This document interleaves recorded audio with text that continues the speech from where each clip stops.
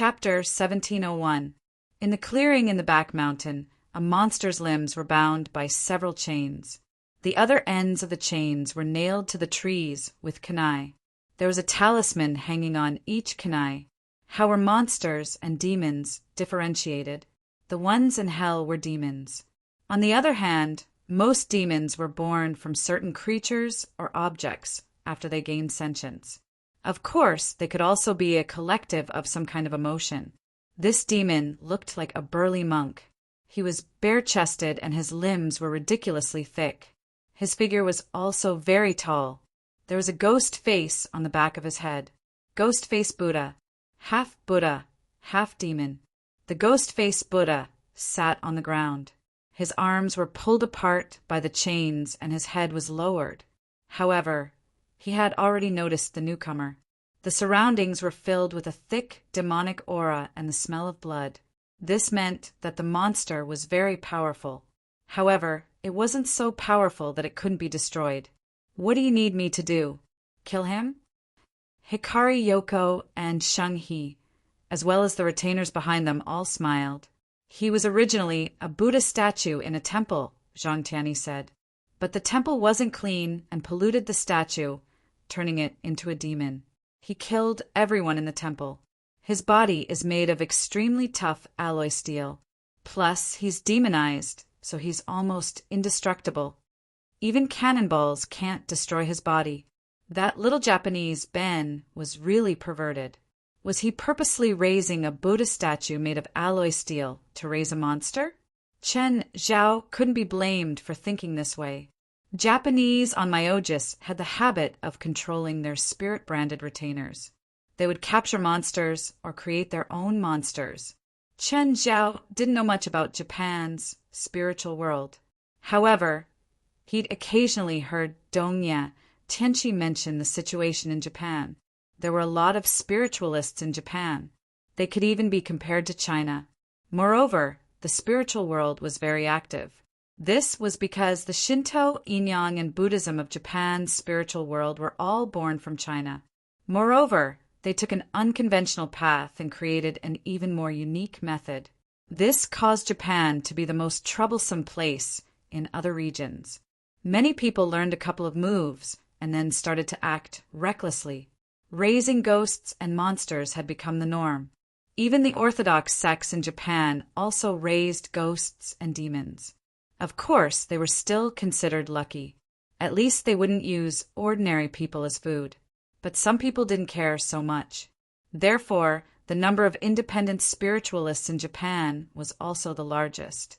It could be said that there were good people and snakes mixed together, and their strength was uneven. Of course, it could not be denied that this kind of environment made Japan's supernatural world exceptionally prosperous and lively. Experts and geniuses also emerged one after another. Chen Zhao looked at Zhang Tianyi. Mr. Zhang, if you want to destroy him, even if he's really an invincible Vajra, you can probably crush him, right? There were only a handful of people in the Shangqing realm in this world. On the surface, he was the #1 expert in the world. Chen Zhao didn't believe that he couldn't even deal with this little monster. It's not difficult for me to kill him, but the repercussions are too great. Chen Zhao thought about it and realized that it was not hard to understand. This monster's greatest strength did not lie in his strength. It was his bug-like physical body. Zhang Tianyi smiled bitterly. It wasn't that he didn't have the ability to kill this monster. If he really wanted to subdue demons, he would be able to do it. But the spells he had on hand that could deal with this ghost-faced Buddha were basically enough to cut off half a mountain.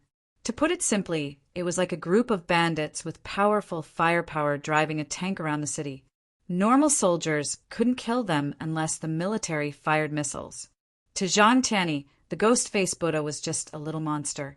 Even your shrine can't deal with this monster. Chen Zhao asked, turning his head. Their situation is similar to mine, Zhang Tianyi said. They can either use a heavy weapon to kill him, but it's also very costly to use it. Chen Zhao suddenly realized that Zhang Tianyi hadn't called him here just to ask him to help him, right? That was quite possible.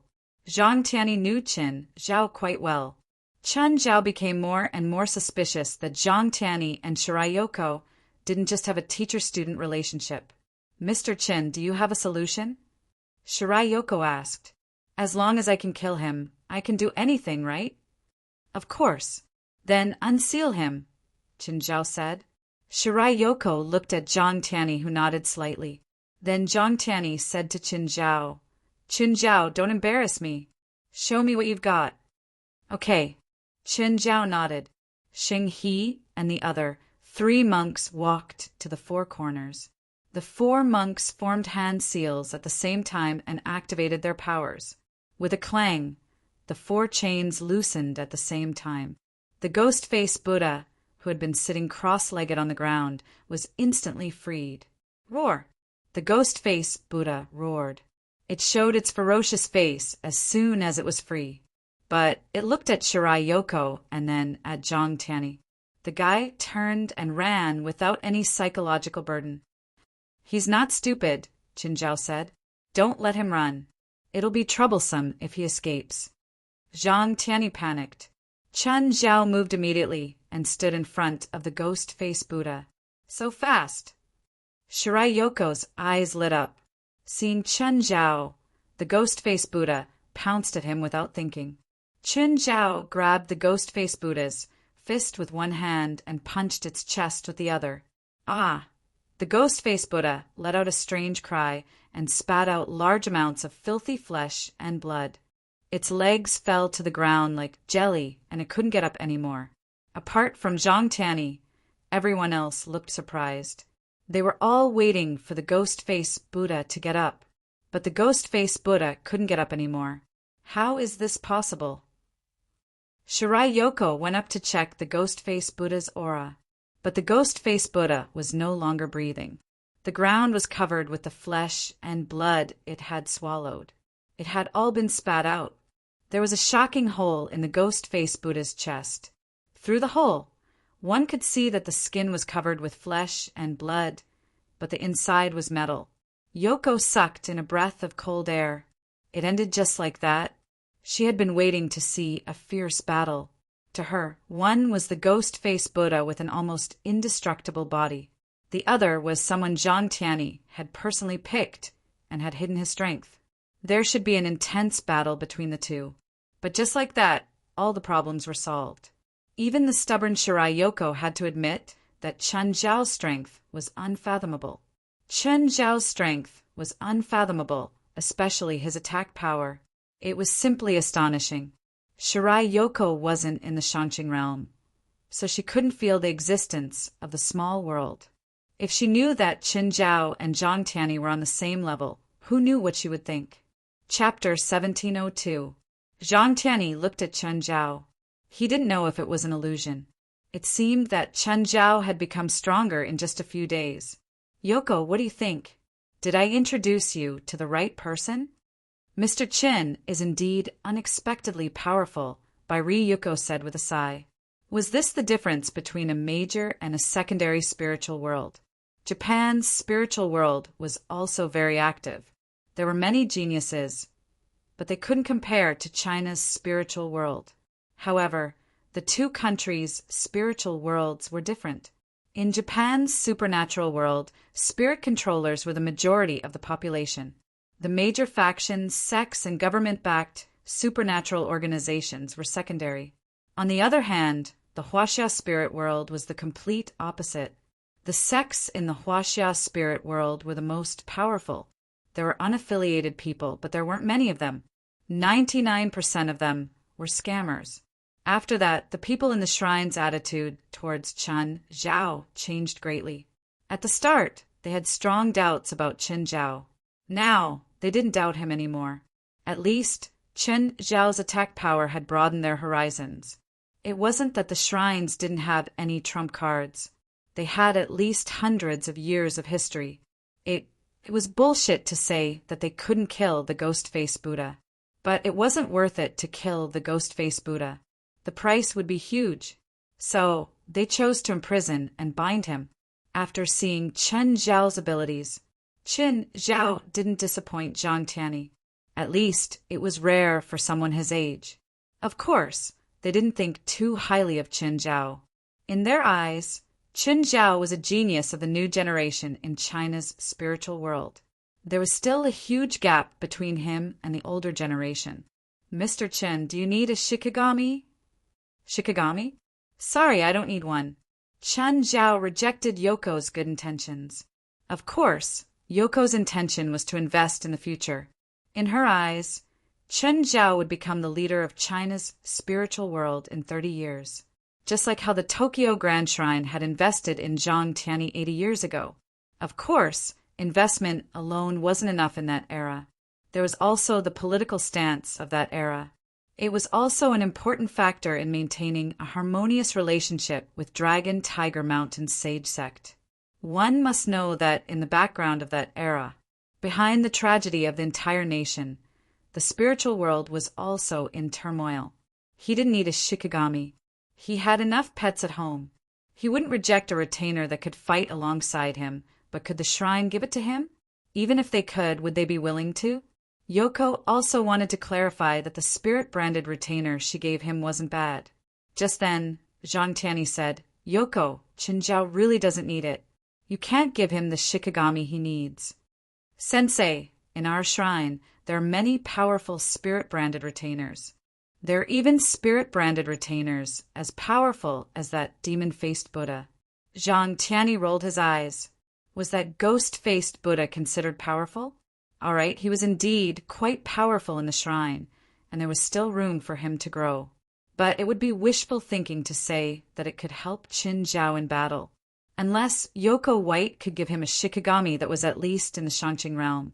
However, it was impossible to find a spirit-branded retainer of this level in all of Japan.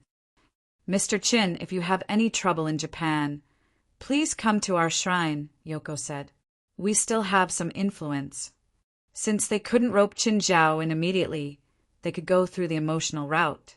It would take longer, but it wouldn't be bad for them. Plus, they didn't think that Qin Zhao could become the leader of the Huaxia spiritual world in one day. Qin Zhao maintained his smile and nodded. As the saying goes, don't slap a smiling face. Since Yoko had expressed her goodwill, since Yoko White had expressed her kindness, even if he didn't have anything to do with them, he didn't have to fall out with them. "Qin Zhao, are you staying here tonight?" "No," Qin Zhao said. "My family is at the hotel. I'll go back and accompany them tonight." "Okay, I'll send you off," Zhang Tianyi said. "Okay." Qin Zhao could feel that Zhang Tianyi had something to say to him. After walking out of the Tokyo Grand Shrine, Zhang Tianyi spoke first. "Qin Zhao, you shouldn't have brought your family." "What's wrong?" "I went to the forest of trees in Aoki yesterday. The miasma there is even thicker. Even I can't go in," Zhang Tianyi said. "Also, there are demons everywhere in Tokyo. The supernatural incidents are 50% higher than the average in the past 10 years. Qin Zhao frowned. "It's already affected the city?" "Yes, the Sengen Shrine on Mount Fuji has issued a warning to the entire Japan, asking all the spiritualists in Japan to gather to deal with the upcoming serious situation.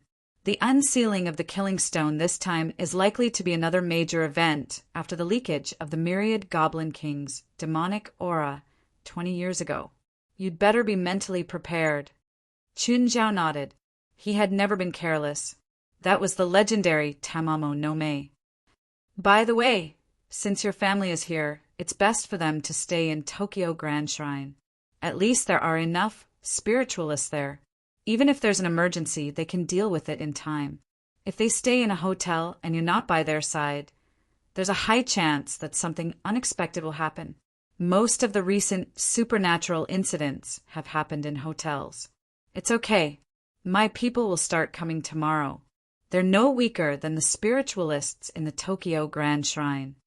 "Okay, since you're prepared, I won't say any more. Go back now. If anything happens to the Stone of Slaughter, I'll let you know immediately." Qin Zhao didn't plan on loitering outside.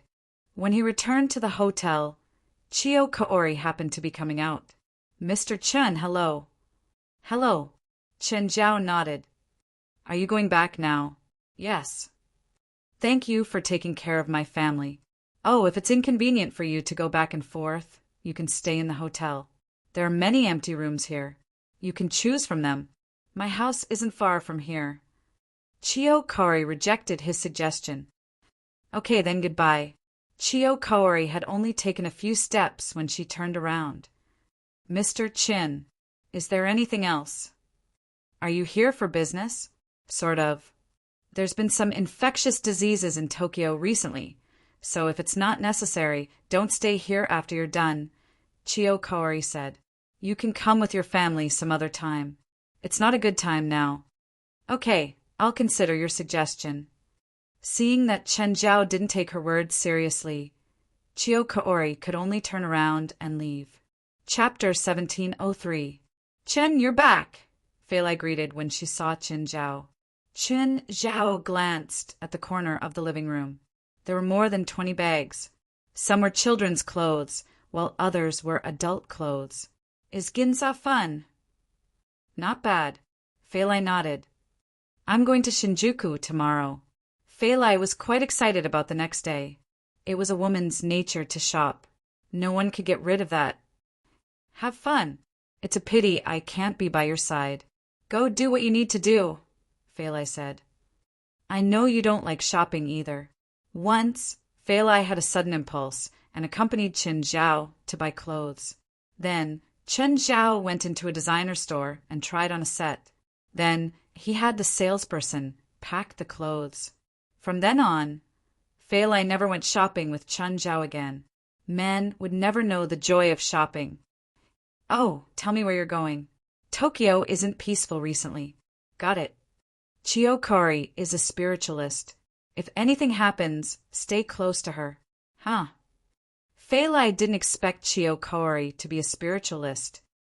Also, a group of people from the association will be arriving tomorrow. You girls will have company then. Compared to Chio Kaori, Chen Zhao trusted the people from the association more. There were also a few young girls in the association. With them shopping with Fei Lai, Chen Zhao was even more relieved. The next day, Portia went to Chen Zhao and Fei Lai's room. Portia glanced at Chen Zhao, who was doing his morning exercise. Fei Lai was feeding Larissa breakfast. Jerlin was sitting beside her and eating too. Portia, help Chen order breakfast. More. Seeing Portia, Fei Lai said, Come and have breakfast too. No need, Portia said. I've already eaten at the hotel's restaurant. Is it enough for 10? Yes, it's enough, Portia said. 10 is just right. If it's too much, it'll affect his activities. Fei Lai nodded. It's fine. 10 is just right. If it's too much, it'll affect his activities. Portia was already speechless at Chen Zhao's appetite. In Fei Lai's opinion, it was just right for her man to eat breakfast for 10.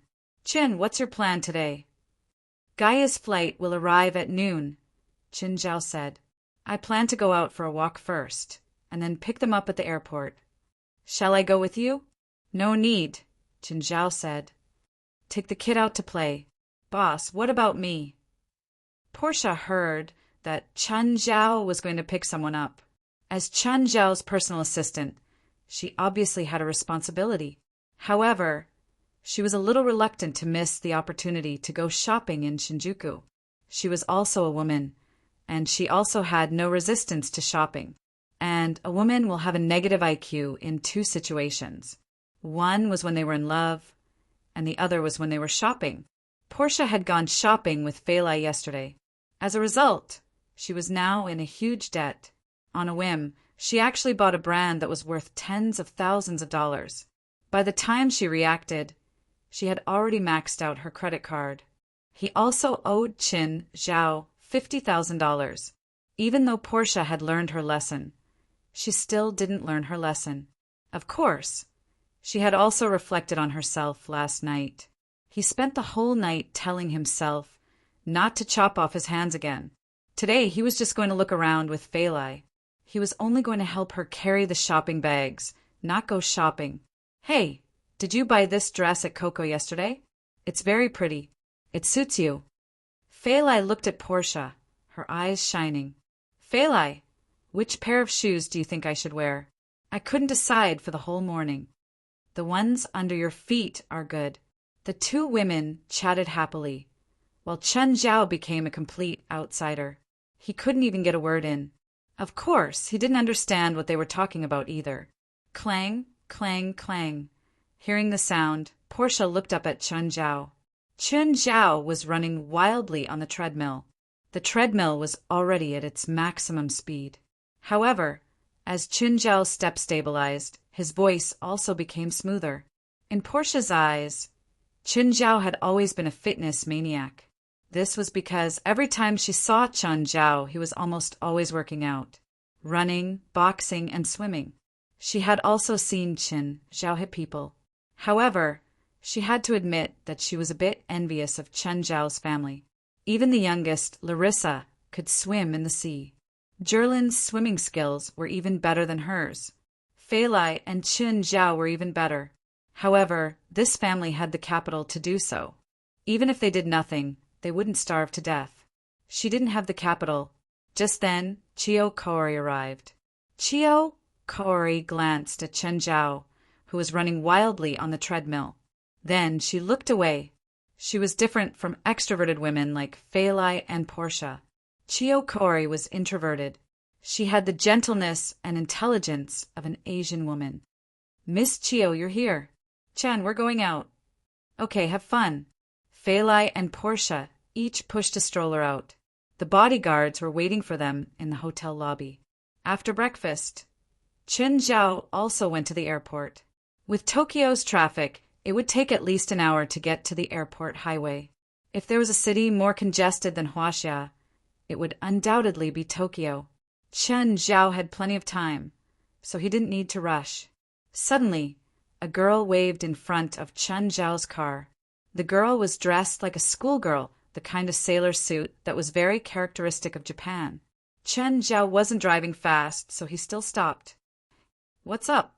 Chen Zhao asked in English. The girl froze. Then she asked in choppy English, You aren't Japanese. No, I'm from China. Can you give me a ride? The girl asked shyly. Was she a virgin? Chen Zhao had heard about Japanese specialties. To be honest, the girl was very cute. At least, she fit Chen Zhao's taste. Unfortunately, Chen Zhao still rejected her. Who knew how many guys she'd slept with? She was obviously underage, too. Chen Zhao really wasn't interested in underage girls. Sorry, I'm in a hurry. Chen Zhao shook his head.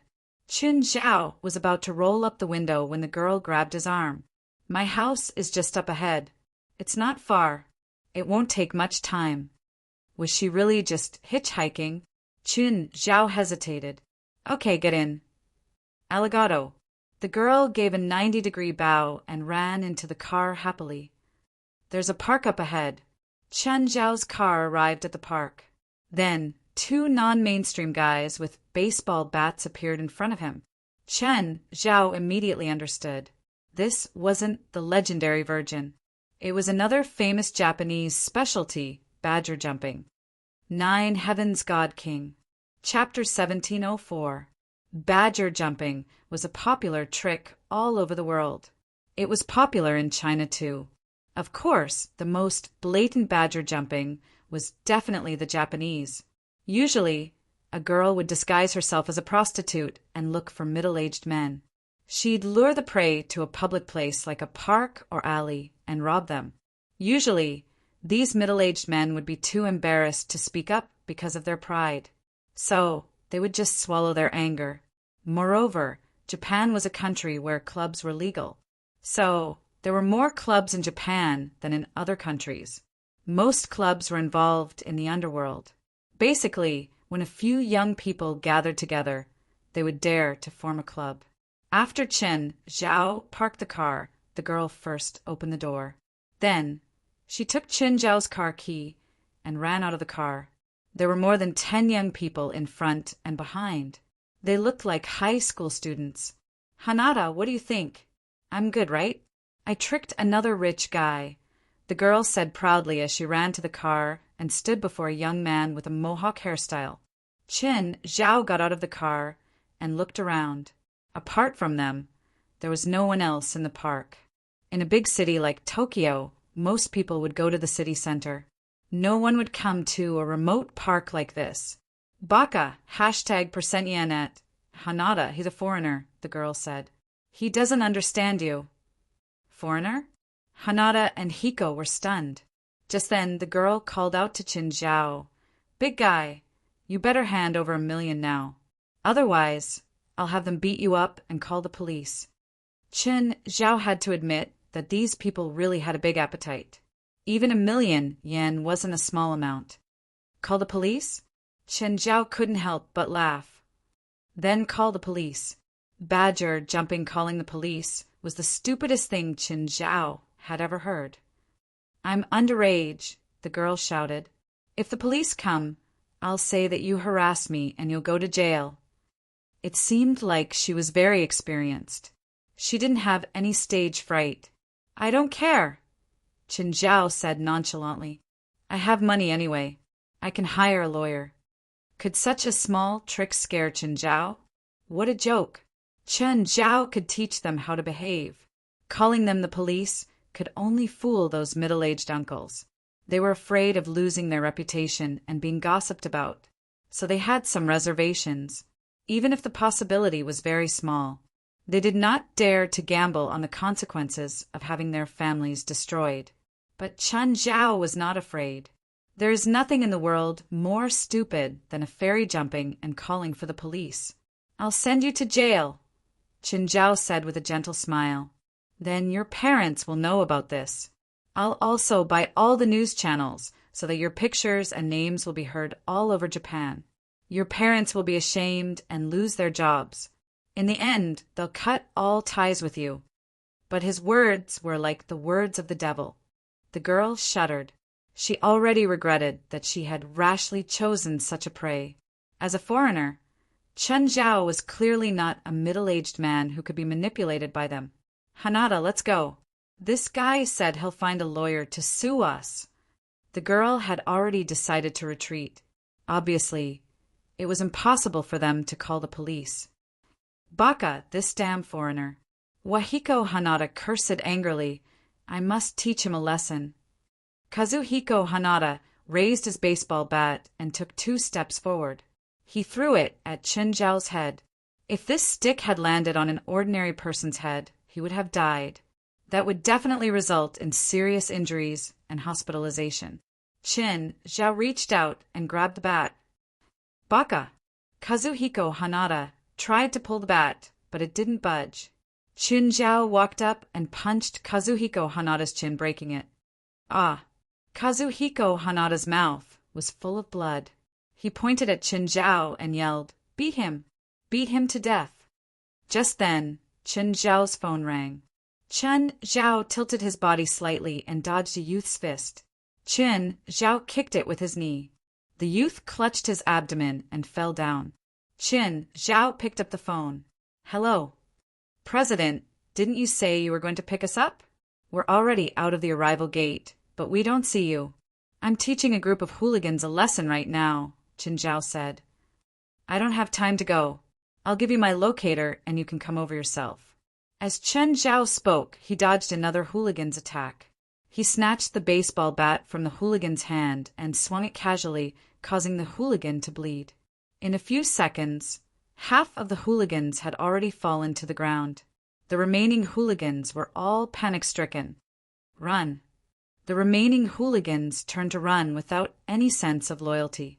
Thud, thud, thud. All the hooligans paused and broke out in a cold sweat. Qin Zhao now had a machine gun in his hand. The girl was also dumbfounded. How could this be? How could this be? How could he have a gun? Qin Zhao looked at the girl with a smile. Can you translate for me? If anyone dares to run, I'll shoot him full of holes. Actually, he didn't need the girl to translate at all. Both the hooligans on the ground and the ones who'd been planning to run were too scared to move. He said, If you dare to move, he'll shoot you, the girl said, trembling. All the hooligans wanted to cry, but had no tears. They were actually just high school students. But they'd never thought something like this would happen. In Japan, club culture was very popular. So, they'd formed a club with honor. In the past, they'd done a few deals without any cost. The process had been smooth, and they'd scammed hundreds of thousands of yen each time. But this time, they'd finally run into a ghost. The hunter and the hunted had switched places. This guy actually had a gun, and a machine gun at that. They finally realized the severity of the problem. A while later, Klaus and the others arrived. When the hooligans saw the business class cars, they'd hoped that they were reinforcements. Unfortunately, when the burly Klaus alighted, they immediately realized that these guys weren't reinforcements. Jocelyn and Nash looked at the hooligans curiously. "President, who are they?" "Shove them all into the trunk," Chinzhao said. "We'll play somewhere else." "President, we don't have much space in the trunk." "It's okay. Even if they die, we'll just dump their bodies." The girl's face was filled with even more fear and despair. These people were real gangsters. They might even be the mafia. They were going to die. They were really going to die this time. These people would definitely kill them all. To Chen Zhao and the others, it was a rare experience to be a gangster once in a while. Chapter 1705. Not long after, a dozen youngsters were dragged out from the back of the carriage. They thought that they were going to suffocate in the trunk. However, when they realized that they were on a barren, trash-filled beach, they couldn't wait to return to the trunk. What did they want? Did they want to dump their corpses?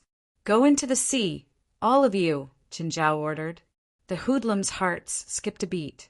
Some started crying while others knelt down. They were frightened, really frightened. "Sir, I was wrong. Don't kill me." The girl knelt on the ground and hugged Qin Zhao's leg.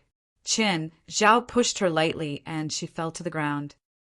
"I don't need an apology." Bang, bang, bang. Qin Zhao fired his machine gun into the air again. "Go into the sea, or I'll shoot you full of holes." The young men were herded into the sea by Chen Zhao's people. It wasn't cold right now. After all, it wasn't October yet. However, they felt that the seawater was bone-chilling ice. Before long, someone started drowning. Chen Zhao washed the drowning people onto the shore. Among the dozen hoodlums, the longest one struggled in the water for less than 20 minutes. In the end, they all lay on the beach. Only then did Chen Zhao leave with the people from the association. Chen Zhao didn't want to kill them all. They didn't deserve to die yet. "Qin, what's the situation with the Killing Stone Seal mission?" Gaia asked. Only Gaia didn't participate in the mess just now. If Chen Zhao and the others went overboard, she would probably stop them. "It's not good. The seal on the Killing Stone can collapse at any time," Chen Zhao said. "Also, according to my friend, the sealed fox, Tamamonome, is very powerful." "Compared to you?" Everyone looked at Chen Zhao. "I'm not sure. She might be stronger or weaker than me." "I'm not sure," Chen Zhao said honestly. "Anyway, you don't have to participate this time." "You can't participate anyway. Just treat this trip to Japan as a vacation. Mr. Tianqi, you'll be their tour guide." "Hi, President." "Donya Tianqi, bring me to your bladesmithing workshop," Gakira said with great interest. Although Donya Tianqi did not belong to the bladesmith workshop, his sect was considered one. In fact, the current sects were very similar to enterprises or companies. There were people who joined and people who left. It didn't say that once one entered the sect, they would have to serve for the rest of their lives. The sword forging workshop was the best sect in Japan for forging weapons, but there weren't many people. Therefore, even though Donya Tianqi had left the workshop, he still maintained a good relationship with it. Moreover, the blade forging workshop was different from most sections. They were not good at fighting. Donya Tianqi, for example, was only average in strength, but his weaponsmithing skills were extremely high. Of course, apart from Gakira, the others had no interest in the bladesmithing workshop. "I'm going to Disneyland," Moore said.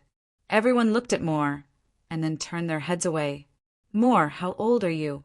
You still want to go to Disneyland?" "There's a Disneyland in LA too." "It's different. This is Tokyo Disneyland." My goal is to visit all the Disneylands in the world. If you want to go, then go.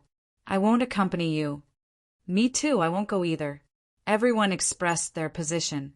How old were they to go to Disneyland? After arriving at the hotel, Chinzhao checked in. He also told the hotel to prepare. He planned to have party there. At the same time, he called Fei Lai to inform her that Gaia and the others had arrived. Cory, there's a party in the hotel later. Do you want to come? Fei Lai asked. Sorry, Miss Fei Lai, Cory said helplessly. I have something to do at home. I have to rush home after dropping you guys off. Is it urgent? Cory hesitated and then nodded. Then you can go back first, Fei Lai said. We're fine too. That's not good, Cory said hesitantly. It's fine, Fei Lai said. We have bodyguards. Of course, the biggest function of these bodyguards now was to carry the bags and do manual labor. Portia had always been depressed.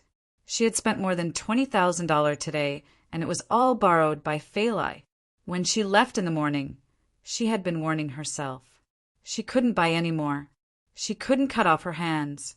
But when she saw the dazzling lineup of famous brands, she was lost again. When they walked out of the mall, Portia finally realized what had happened. Portia felt that she would never be able to pay back the money. I'll take you back to the hotel, Cory said dutifully. It won't take long anyway. It wasn't that she was worried about Fei Lai and the others' safety. It was her duty. Of course, even if she wasn't there, the 4 bodyguards would still protect them. These 4 bodyguards were all locals, and they all had gang connections behind them. This was one of the specialties of Japan. The best bodyguards weren't security companies made up of retired soldiers. Instead, they were made up of gangs. If a rich person from another country or country came to Japan, they would hire a security company made up of local gangs. This meant that they accepted the protection of the local gangs. It was expensive, but it was definitely worth it. These bodyguards wouldn't just be dutiful. If something happened, the gangs behind them would also come out to solve the problem. To some extent, they were all trustworthy. They wouldn't allow others to break this rule. Moreover, all the local gangs would follow this rule. If an outsider hired a bodyguard from one of the local gangs, the other gangs wouldn't attack them easily either. The 4 bodyguards had been contacted by the hotel. Each person's daily salary was $20,000. 10 days would be $200,000. For people for 10 days would be $800,000. This was actually a form of protection fee. However, Chen Zhao was willing to accept this rule. After all, this was someone else's territory. If Chen Zhao was alone or with his family, he wouldn't have to pay the protection fee. But he had his own things to do. Therefore, it was reasonable to spend some money to ensure his safety.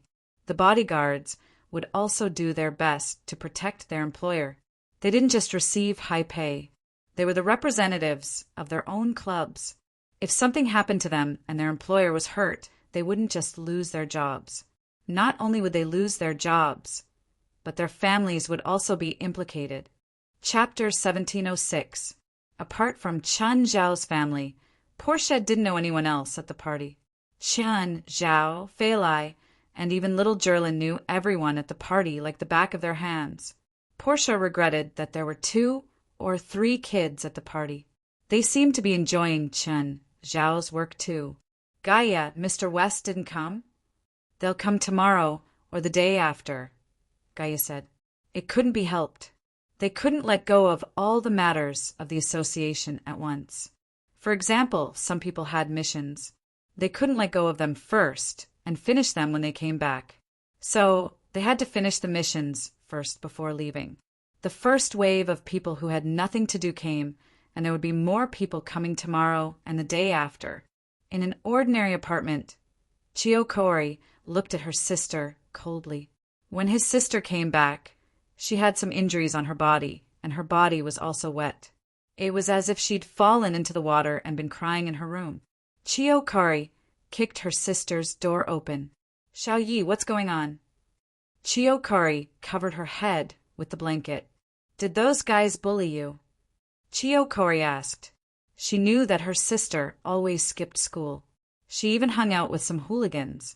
Chio Kaori wanted to discipline her sister, but she didn't know how. She had her own studies, and she had to work part-time. She was so tired every day. She didn't have enough energy to take care of her sister. But no matter what, Chio Kaori was her sister. They depended on each other since young. Now that she knew that her sister was bullied, Chio Kaori couldn't bear it. Chio Kaori couldn't bear it. Right now, she just wanted to help her sister vent her anger.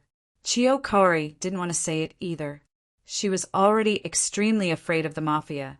If her sister offended them, it wouldn't be good. So, she just wanted to bury her fear in her heart. Chio Kaori angrily pulled the cup off her sister's head. "Xiao Yi, tell me who hurt you. I'll take revenge for you." "You can't do anything," Chio Kaori said, looking at her sister. "You don't know anything." Of course, she hated him too. Of course, she wanted revenge. But she knew that they weren't enemies she could fight. They were the mafia. "No, I can do it. Trust me." "How can I believe you? Who do you think you are? Superhero?" Chio asked. "The other party is a mafia." "Mafia? This is Japan. How could there be a mafia here?" "It's true. Those people are from the mafia."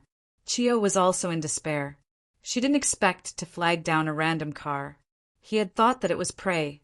In the end, the other party turned out to be a mafia. "Even if it's the mafia, I will make them pay the price." "You can't do anything. The police won't do anything. They won't dare to do anything." Chioya was full of distrust towards her sister. Chio Kaori was very angry. She wanted to tell her sister that she was not ordinary. She had the ability. Unfortunately, she couldn't say it, because Chio Yaya was an ordinary person. Chio Kaori silently walked out of the room and picked up the phone. "Hello, Murata. Help me investigate something." Chio Kaori knew who her younger sister was messing around with. So if his sister had encountered the mafia, her accomplices were probably the same. So even if Chio Yaya didn't want to say anything, she also had a way to find clues from her accomplices. On a residential street, a figure slowly wandered on the street. The figure's steps were slow, and he was holding a katana in his hand. The katana's blade was dripping with blood. The man was wearing a samurai costume, and his feet were stepping on wooden clogs. The wooden clogs made a caw-caw sound. Just at this time, a police car stopped at the corner of the street. "Is there a person over there?" Two police officers in the police car pointed not far away. The street lights were slightly dim, which made people feel very uncomfortable. Baka, is cosplay so reckless? Walking on the street in the middle of the night with a katana, what a bastard. A police officer got out of the car, pointed at the samurai who was walking over and shouted, "Hey, kid over there, come here." The samurai walked to the dim street light. At this time, the police saw the samurai's body was stained with blood, and the blade was also stained with blood. The samurai's expression was also somewhat unnatural. He grinned as if he was laughing. His eyes were wide open, and his hair was disheveled. This wasn't a samurai, but more like a madman. The police officer was startled and immediately pointed his gun at the samurai. "Stop! Don't move!" The samurai raised his katana. The police officer shouted again, "Don't move, move again, and I'll shoot, ha ha ha." The samurai let out a horrifying laugh. That laugh provoked the police even more. Bang! The police opened fire. The samurai's katana slashed through the air. The bullets were cut in half by the katana. Seeing the two cut bullets in front of the samurai, the police officer's expression completely froze. At this time, the samurai once again made his stance. Don't move. Put down your katana. Put down your katana." Bang, bang, bang. The police officer's nerves finally snapped, and he fired continuously. "Scatter." The samurai uttered a single word. The katana drew a few arcs of light in the air. All the bullets were cut down by the samurai. Ka-kat, there were no more bullets. The police officer's face paled. The samurai's expression became even more horrified. Chaotic Sakura, the samurai's figure suddenly disappeared. An ear-piercing, cutting sound resounded in the air. The two police officers inside and outside the car both froze. Then, the car was suddenly cut in the middle. The two police officers also turned into pieces of meat. The samurai acted as if nothing had happened. His footsteps were still slow. He paced slowly under the night sky. Two hotel waiters were delivering breakfast to Chun Zhao and Fei Lai. The two waiters chatted in low voices. "Did you hear? Something happened again last night." "What?" "I heard that in a community street in Akihabara, more than a dozen people died, including policemen. It is said that they were all hacked to death by samurai swords, and their bodies were cut into pieces. When I came here, I passed by the Shineoka area. The entire street there was completely blocked, and a large number of policemen went in and out." Portia looked up and asked, "Where did you say people died?" Ah, the two waiters had thought that since they were all foreigners, they wouldn't understand what they were saying. "I'm sorry," the two waiters hurriedly apologized. If the customers complained, they might be fired. After all, they'd be caught saying such things while working. "Did you say something happened in Akihabara?" Portia asked. Their plan today was to go shopping in Akihabara. If something happened there, they might have to change their schedule for the day. Chapter 1707. Portia, did something happen? "I think there was a madman in Akihabara last night. He killed people on the streets with a katana." Portia didn't fully understand either. After all, the two waiters didn't know the specifics. They added some guesses of their own. So, what they'd told Portia wasn't that accurate. Portia wasn't Japanese, so she couldn't completely understand what the waiters were saying. Just then, Jalanash, Asalisa, and Nami walked in. The three of them were definitely shopaholics. Also, because the association sponsored them, each person's spending didn't exceed $100,000 and could be reported to the association. Plus, the three of them were all rich. Their salaries in the association were all high-income people. Even the workers at the periphery were far above the national average, let alone them. "Miss Fei Lai," Portia said worriedly, "a murder just happened in Akihabara. Will it be dangerous if we go now?" "It's fine. We have a lot of people and bodyguards." Just then, Chio Kaori walked in. "Kaori, you're here. We should go. Kaori, you don't look well. Did something happen at home? Maybe Chin Zhao can help." "Thank you, it's nothing." Chio Kaori had been worried about her sister the night before, so she didn't sleep at all. Of course, she didn't forget her job either. After all, being a tour guide for Fei Lai and the others for 10 days was equivalent to half a year of her income. Just then, Chin Zhao saw a figure behind Chio Kaori. The person's aura was exactly the same as Blackie's. However, his attire was different. He wore traditional Japanese clothing. He held a short scythe in one hand and a chain wrapped around the other. Is this the Japanese death messenger? It seemed that death messengers all over the world had different styles. Chen Zhao wondered if the Chinese death messenger was really ox-head or horse-face. Chen Zhao raised an eyebrow. "Wait," Chen Zhao said. "I'll change my clothes and walk around with you."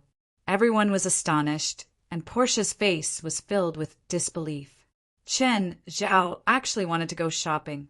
According to Fei Lai, Chen Zhao hated shopping to the bone. Now he actually wanted to go shopping. Oh, Sorasa, Jalanash, and Alice all looked regretful. After changing, Chen Zhao followed the others out. "Chen, are you sure you want to go shopping with us? Autumn Leaf Plains is a second-dimensional Yuan sacred land. Of course, we have to go and take a look." Actually, Chen Zhao also read Japanese comics. Of course, Chen Zhao wasn't a fanatic. At most, it was a hobby to pass the time. Compared to Shinjuku and Ginza, Akihabara had fewer people. But with at least 1 million visitors a day, it could still be considered prosperous. There were so many business centers in the world, but only a few could receive 1 million visitors a day. Moreover, a large portion of the people here were anime lovers.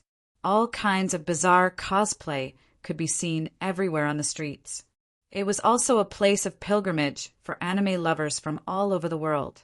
Of course, as one of the shopping centers, this place didn't only have 2D. It was also a shopping mecca. Fei Lai and the others had already entered a shop. Chun Zhao leaned against the railing and watched the crazy women pick out the items. For bodyguards stood outside too. "Hey!" Chun Zhao called out to the 4 bodyguards and made a smoking gesture. "Give me a cigarette." "Sir, I know English." One of the bodyguards took out a cigarette and passed it to Chun Zhao. "Also, you can't smoke here. You have to go over there."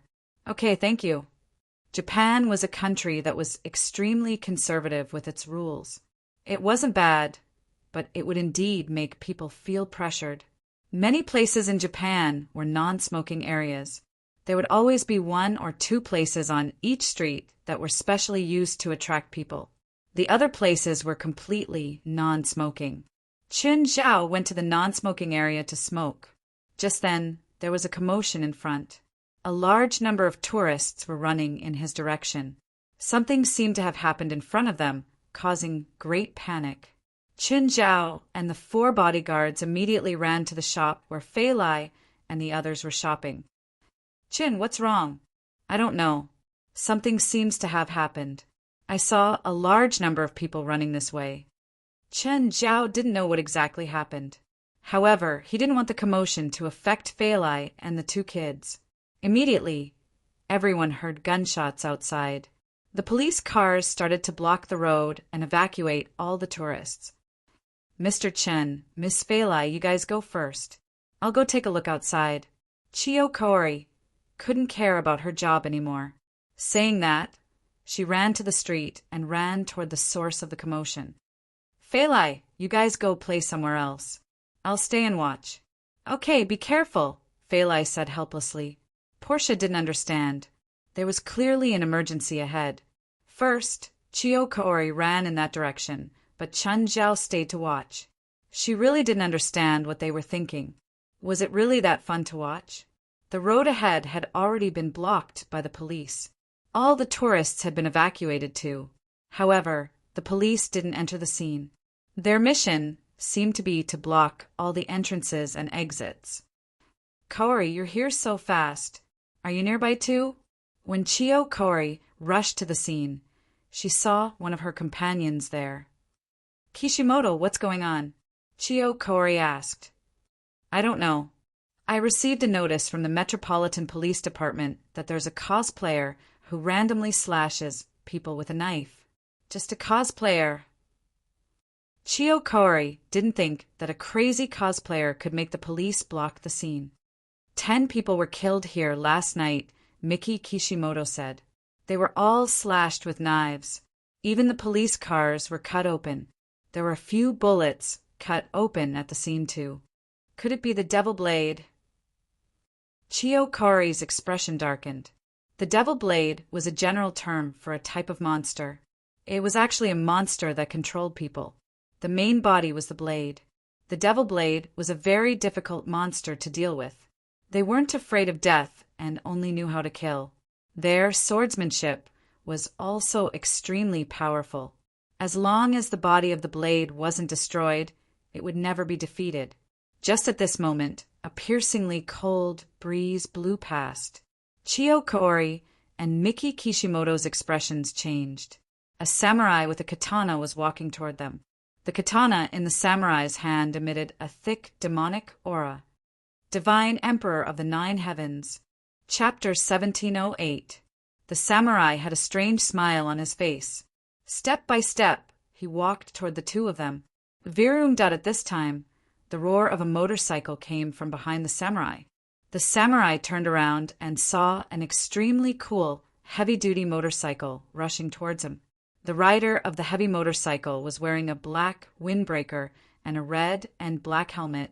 On the left side of the heavy motorcycle was a machine gun. Da-da-da. Scattering brilliance. The samurai's katana slashed in the air. The machine gun bullets created sparks on the samurai's katana. The heavy motorcycle suddenly crashed into the samurai. The samurai's figure flashed. avoiding the heavy motorcycle.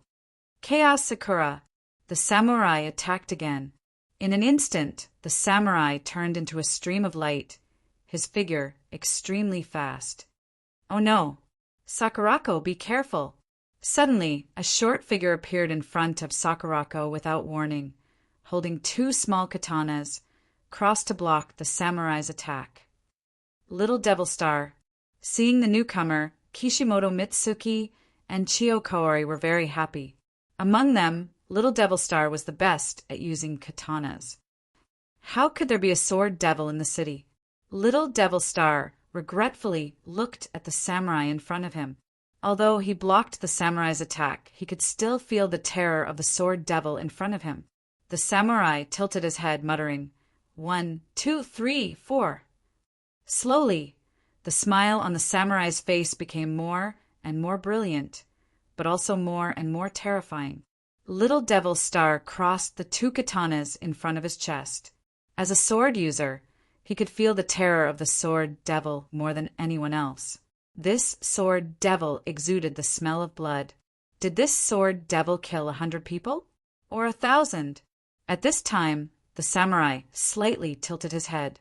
Another person came from behind. Murata. Seeing Murata also came, everyone couldn't help but be happy. Murata was their leader and also the strongest. Murata Ishino clenched his fist and looked at the samurai with an unfriendly expression. Is this the guy who ruined my weekend? Kazufuru. The samurai suddenly turned around and slashed at Murata Ishino. Steel. Murata Ishino's body suddenly turned into metal. Hiss! The katana tore Murata Ishino's clothes, but it could only leave a shallow white line on his chest. Is that all you've got? Haruka Murata patted his chest. The warrior gently stroked the edge of his sword and assumed the stance of a bow. In an instant, the warrior's aura changed. Murata, be careful! Little Devil Star shouted. At this moment, the samurai was no longer a puppet, but an unsheathed sharp blade. A black aura was released from the warrior's body. Fusion Chop! The samurai transformed into a black stream of light, and his figure could no longer be seen with the naked eye. The speed of the blade was peerlessly fast, bringing with it boundless terror as it attacked Murata Ishino. Ikyo Murata only felt a suffocating pressure. Bang! A huge fist attacked from the side of Murata Ishino, directly sending Murata Ishino flying. The giant fist took the place of Murata Ishino and received the terrible blow of the samurai. An arm flew up. The owner of this arm was a ghost. It was Chiyo Kaori's spirit-branded shikigami, Chigue. Chiyo Kaori felt the same when the white ghost's arm was cut off. She also felt like her arm was cut off. Damn it! Seeing Chiyo Kaori taking the blow for him, Murata Ishino immediately felt uncontrollable anger and flew towards the samurai. The samurai's sword was facing downwards, holding the hilt with both hands. He suddenly stabbed it into the ground. In an instant, a ripple spread out in all directions. The movement of the 5 people at the scene instantly slowed down. The samurai also turned into a white ghost. Everyone also instantly knew the identity of this demon blade. White Face Onigami. Among the many demon blades, it was the most terrifying demon blade. Many demon blades in the world were created by humans. Because of various reasons, they turned into demon blades. But White Face Onigami was a demon blade created by 100 demons. Moreover, it was a demon blade created by the blood of the bird Feather Sky Emperor. Of course, White Face Onigami also had another identity, a general under Tamamo no Mae. While everyone was in a daze, White Face Onigami turned into a beam of white light. The first to suffer was Murata Ishino. His body was directly cut open by White Face Onigami. Startled, Little Devil barely managed to raise his 2 odachi to block the attack. But in an instant, the 2 odachi were shattered. Little Devil's left arm flew up. White Face Onigami did not stop. Instead, he turned to the third target, Chiyo Kaori. Suddenly, a wave of noble spirit descended from the sky. The barrier created by White Face Onigami was instantly disintegrated. The noble spirit forcibly stopped White Face Onigami's attack. Zhang Tianyi descended from the sky and slapped White Face Onigami's chest with one hand. Scram! White Face Onigami was sent flying dozens of meters, crashing into the glass of the building behind him. White Face Onigami was just about to get up when a hand suddenly pressed down on his shoulder. "Lend me your sword." Without thinking, White Face Onigami slashed behind him with the blade, but the hand grabbed White Face Onigami's hands that were holding the hilt first. Qin Zhao crushed the hands and tore off the demon's blade. After the sword was in his hand, Qin Zhao's figure suddenly changed. Qin Zhao had heard that demon swords could affect people's minds and make them be controlled by them. But Qin Zhao did not feel that way. However, his appearance had changed to that of a warrior. Even his appearance had changed. He had become a white-faced ghost with 2 horns on his head and blood-red eyes. Demonic qi rippled on Qin Zhao's body, but only on the surface. There was no other change. Just then, Zhang Tianyi walked into the building and looked at Qin Zhao. "Monster, surrender now." Qin Zhao felt a toothache. His figure flashed, and he fled as fast as he could. Zhang Tianyi was aghast. This demon's speed was too fast. Even he couldn't catch it. If the monster had slashed at him, how could he have blocked it? No, that demon's sword can't be this strong. Zhang Tianyi frowned and looked down. There was a withered corpse on the ground. The corpse's hands were twisted. Thinking carefully, Zhang Tianyi suddenly understood. The demon's sword was no longer the one he'd slapped away. Qin Zhao was probably the only person who could take the demon's sword in such a short time and not be controlled by it. Zhang Tianyi took out his phone and called Qin Zhao. "Qin Zhao, was that you?" "It was me." Qin Zhao did not deny it. "Say, if a demon's sword suddenly appeared when you were returning the Yasakani no Megatama and stole it, would that be reasonable?" Reasonable. You're so thoughtful." Actually, Qin Zhao had thought of this on the spur of the moment. The demon's sword was useless to him, but it was not completely useless.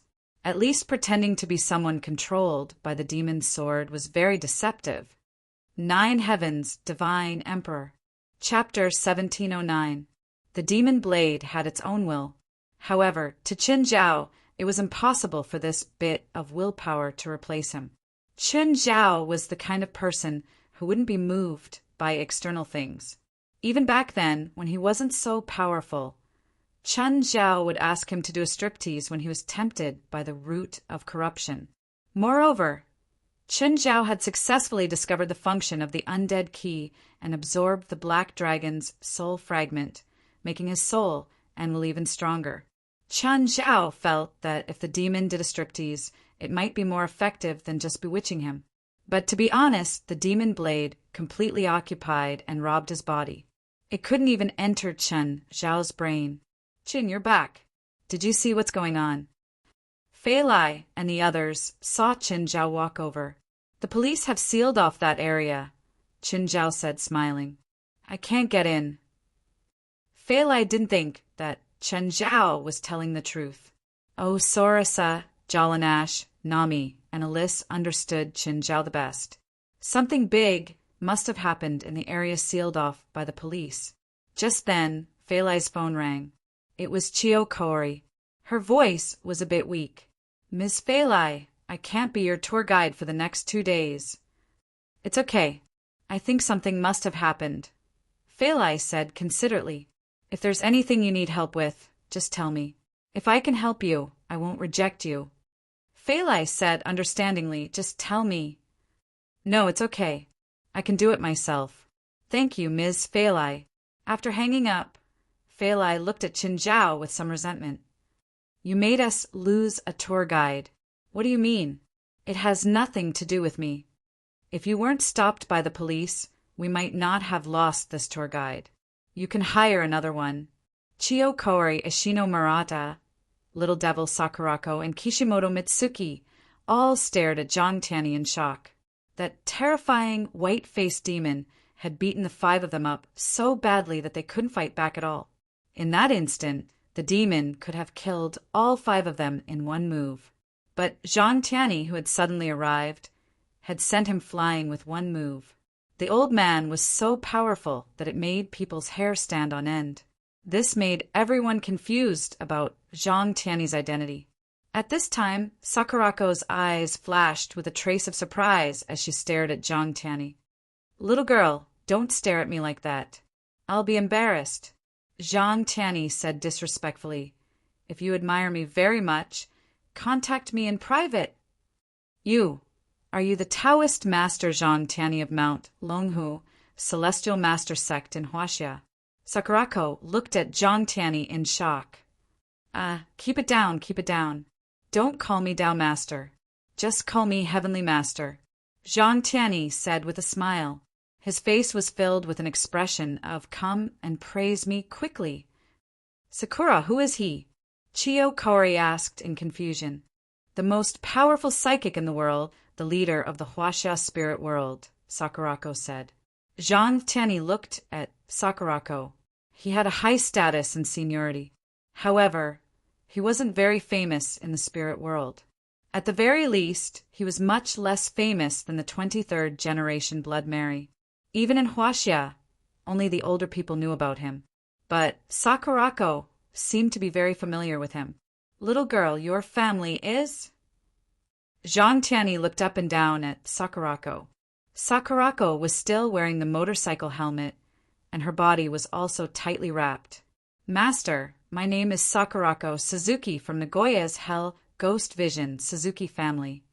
"Hell Ghost Vision, is there anyone in your family who knows me alive?" To be honest, it's not that Zhang Tianyi looked down on the Suzuki family. Their family's method was to borrow the power of ghosts and gods, and they could gain great power in a very short time. This method was called Hell Ghost Vision, and it trapped the power of ghosts and gods in the body. This method seemed powerful, but no one who used this power could live past the age of 35. Therefore, the Suzuki family was also famous for their short life. It was precisely because of this that Zhang Tianyi said these words. Decades ago, Zhang Tianyi did know 1 or 2 people from the Suzuki family, but they were also young. Those 2 young people were the rising stars of the Suzuki family, and they were proficient in Hell Ghost Vision. But today, decades later, the souls of those 2 youngsters might have already perished to the ends of the earth. How can mortals bear the power of ghosts and gods? It's nothing more than using the young body to fight. "Master, I saw you at the Huaxia Dao discussion conference 10 years ago," Sakurako said. "Oh, I see. It seems that I presided over the opening ceremony of the Huaxia Dao discussion conference. Master, may I ask if you destroyed the white face ghost vision?" "No, he escaped," Zhang Tianyi said. "What a pity he actually escaped. Master, may I ask if you came to Japan for the Killing Stone Seal?" "Yes. I was invited by your Japanese government. The Killing Stone Seal can no longer be repaired, and the demon fox in the Killing Stone is bound to escape." Zhang Tianyi nodded. "It is said that when the 4 monster generals appear, it is the time when Tamamo no Mei escapes." Zhang Tianyi's heart moved and asked, "What are the other 3 monster generals?" Tamamo no Mei's 4 generals are the white face ghost vision, the green face divine master, the red face ghost king, and the black face ghost demon. Sakurako didn't hide anything and told Zhang Tianyi everything she knew. The white face ghost vision's original body is the demon blade, and it has already appeared. The green face divine master is a fallen onmyoji who was seduced by Tamamo no Mei. His current whereabouts are unknown. The red face ghost king is an evil spirit summoned to the human world in ancient times. He eats countless people and was sealed in Kobe by the Grand Onmyoji Abe no Saimai. The exact location is unknown. The black face ghost demon is said to be a monster born from evil in the human world. Every time it appears, there will be dark clouds, as if it is the end of the world. Zhang Tianyi wondered if he could stop the four monsters from appearing. Could he stop Temamo no Mei from breaking the seal? The possibility was low, but there was no harm in trying. Now, the demon blade white face ghost vision was in his hands. Perhaps he could get some information and clues about the other three monsters from him. Zhang Tianyi glanced at Izuo Murata. His arm had been cut open. Although the bleeding had stopped, he was still weak. I made this pill myself. I don't know how effective it is, but try it. It shouldn't kill you. Hurry, and take your arm to the hospital. There might still be hope. I'm leaving. Chapter 1710. The trip to Akihabara was interrupted, but it didn't affect everyone's mood. Gaia was in charge of picking up the people who would arrive today. West, Rouen, Pennsylvania, an elite, Henry, and the other outer members were on the 6 p.m. flight. Actually, Chen Zhao did regret bringing his family this time, because the current Tokyo was really full of danger. The situation was much more serious than Chen Zhao had imagined. Chen Zhao had thought that the incident would happen in the Aokigahara forest under Mount Fuji. It was more than 100 kilometers away from Tokyo.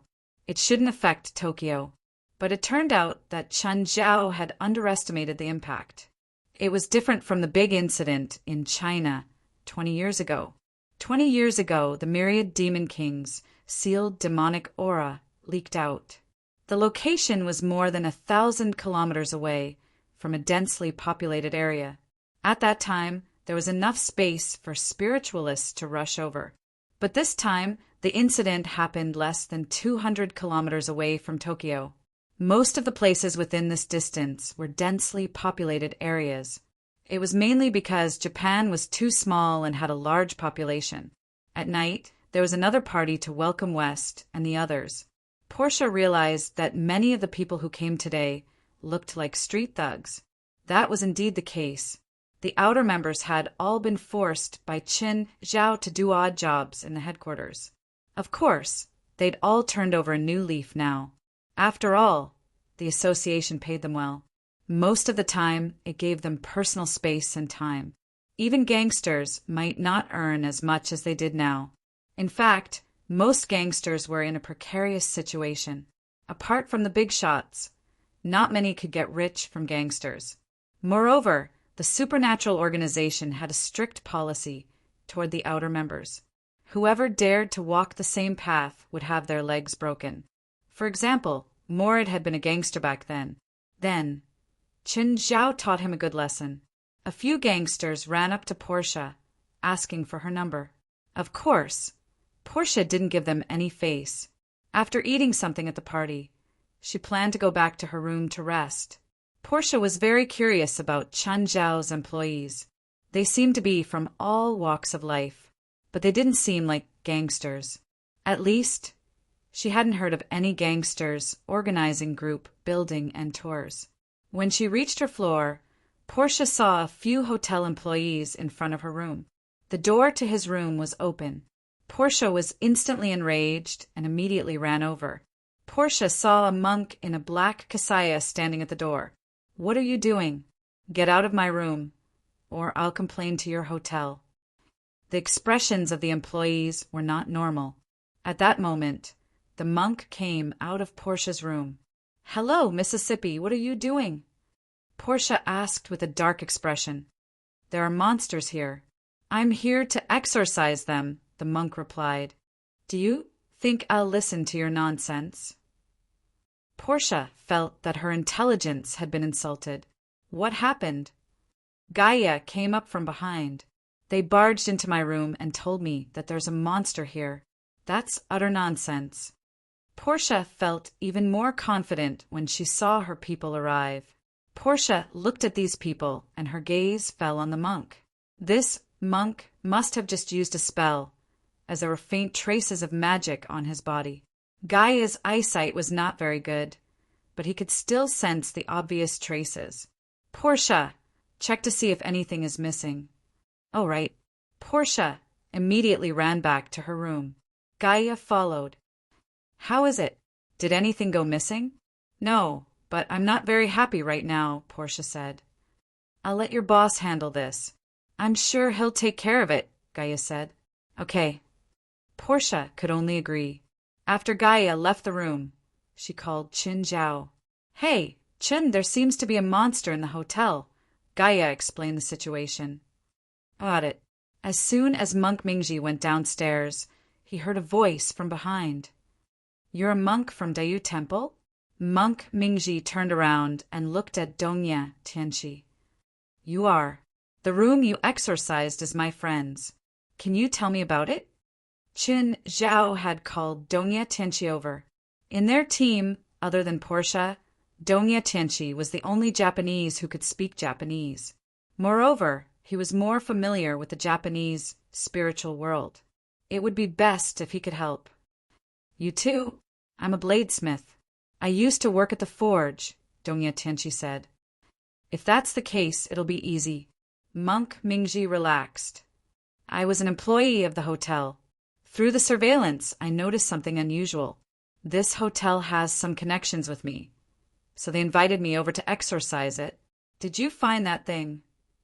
No, but you better be careful. I've seen the surveillance.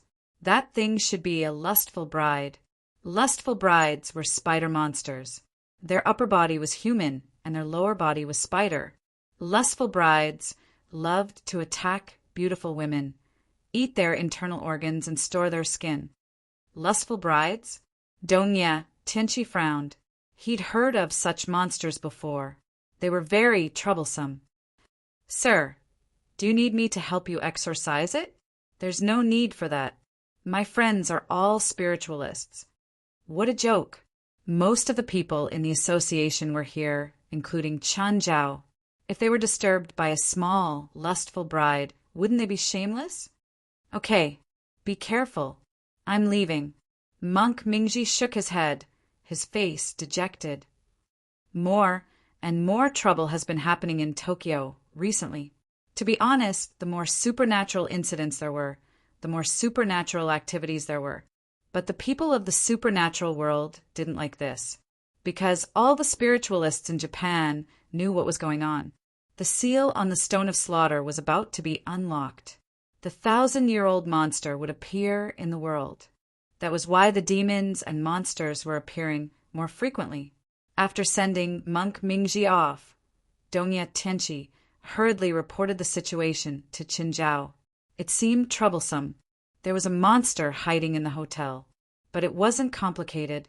The entire hotel staff aside, the only people who needed protection were Fei Lai, little Jerlin, little Larissa, and Portia. Fei Lai, Jerlin, and Larissa were under Chen Zhao's watch. No matter what came, it was useless. Portia was followed by a few female members. Nothing big would happen. After Chen, Zhao put down the phone. His small world expanded. He focused on finding the lustful bride. But to Chen Zhao's confusion, he couldn't sense the lustful bride at all. Chapter 1711. Chen Zhao's small world was more than 500 meters in diameter and shaped like a sphere. It could cover the entire hotel in a small world with extra space. But Chen Zhao couldn't find a single small monster. Had the Luo bride already escaped the hotel? To be honest, Qin Zhao admired the Luo bride. After all, to any monster, this hotel was a dangerous place. After all, to any monster, this hotel was like a dragon's lair or a tiger's den. That was why Chen Zhao suspected that the Luo bride had discovered the problem in the hotel. That was why Chen Zhao suspected that Bride Luo had discovered the problem in the hotel. Of course, there was another possibility. The Luo bride was already so awesome. This Luo bride was already so awesome. If that was really the case, Qin Zhao had nothing to say. Gaia, go drink with Portia. Get her drunk. Don't let her leave your sight. Gaia, go find Portia and get her drunk. Don't let her out of your sight. Knock, knock, knock, come in. Gaia walked in with 2 cases of beer. Gaia, why are you here? I should be the one asking you. Why did you run back to your room before the party ended? I feel like most of the people who came today are hooligans, Portia said bluntly. After all, she'd grown up in New Orleans. She could feel the gangster aura from some people. It couldn't be covered up. Did they harass you? I'll teach them a lesson tomorrow, Gaia said. Since you can't stand them, let's drink. The two girls sat in front of the floor-to-ceiling window. They weren't friends, but they could talk in front of beer. Gaia, are you married? No, but I have a kid, Gaia said. Can you tell me about the boss? You mean Chin? Don't tell me you've fallen for him. Stop joking. Portia didn't have any feelings for Chen Zhao.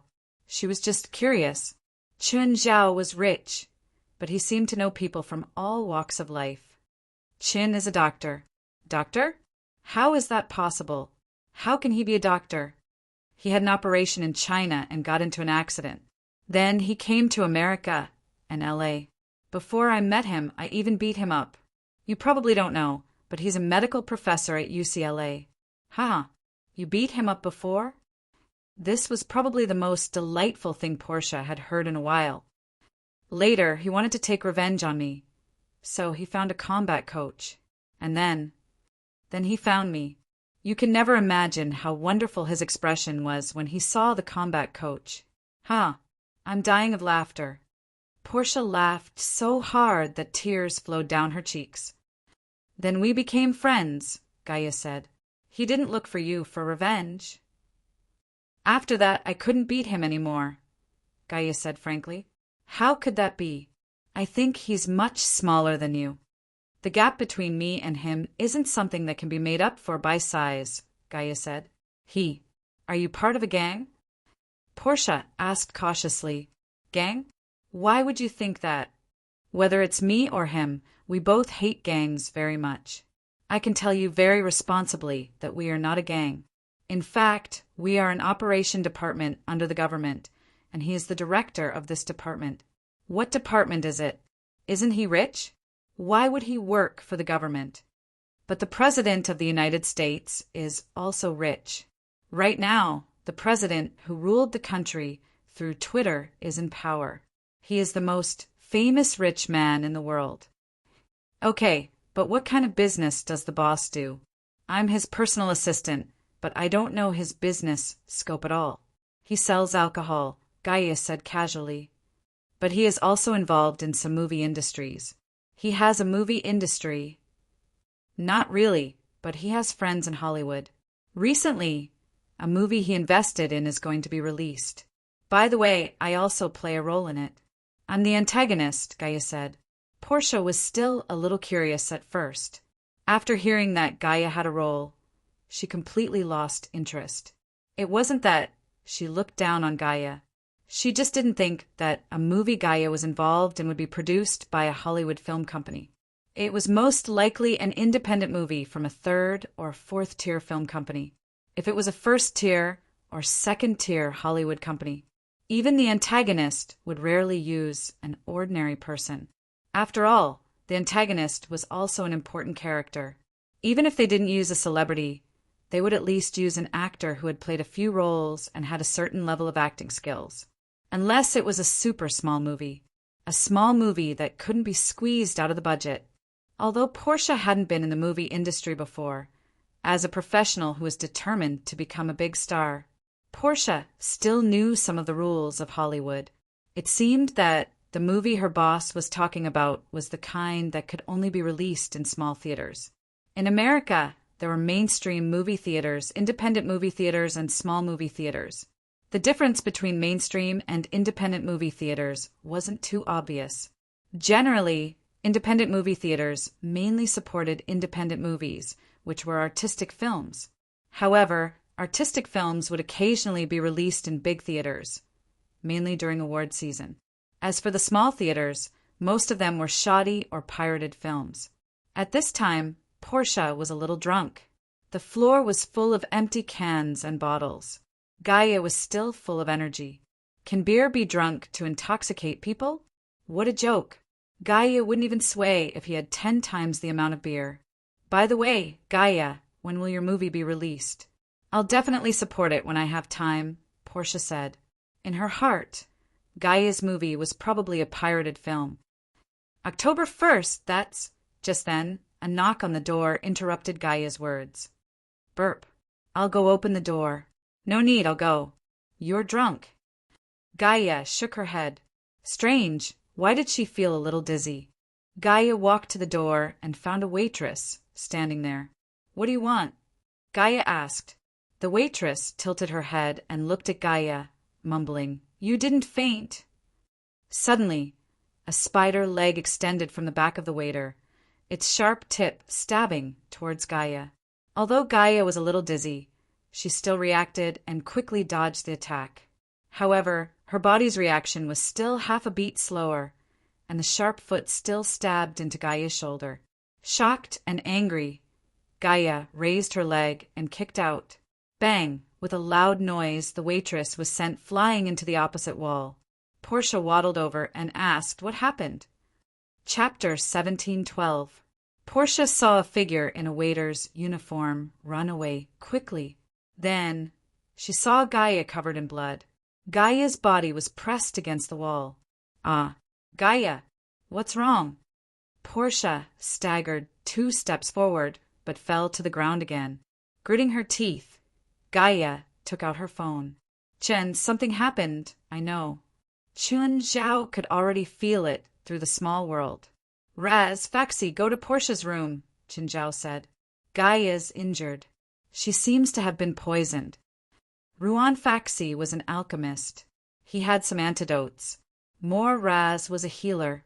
He could handle Gaia's injuries. Chun Zhao paused. Jalanash, you go too, he said. Ruan Faxi and More Raz didn't have much combat power, so it would be troublesome if the monster returned. Morid, Klaus, Chin Zhao said. You guys go after the monster now. He had already locked onto Bride Luo's location.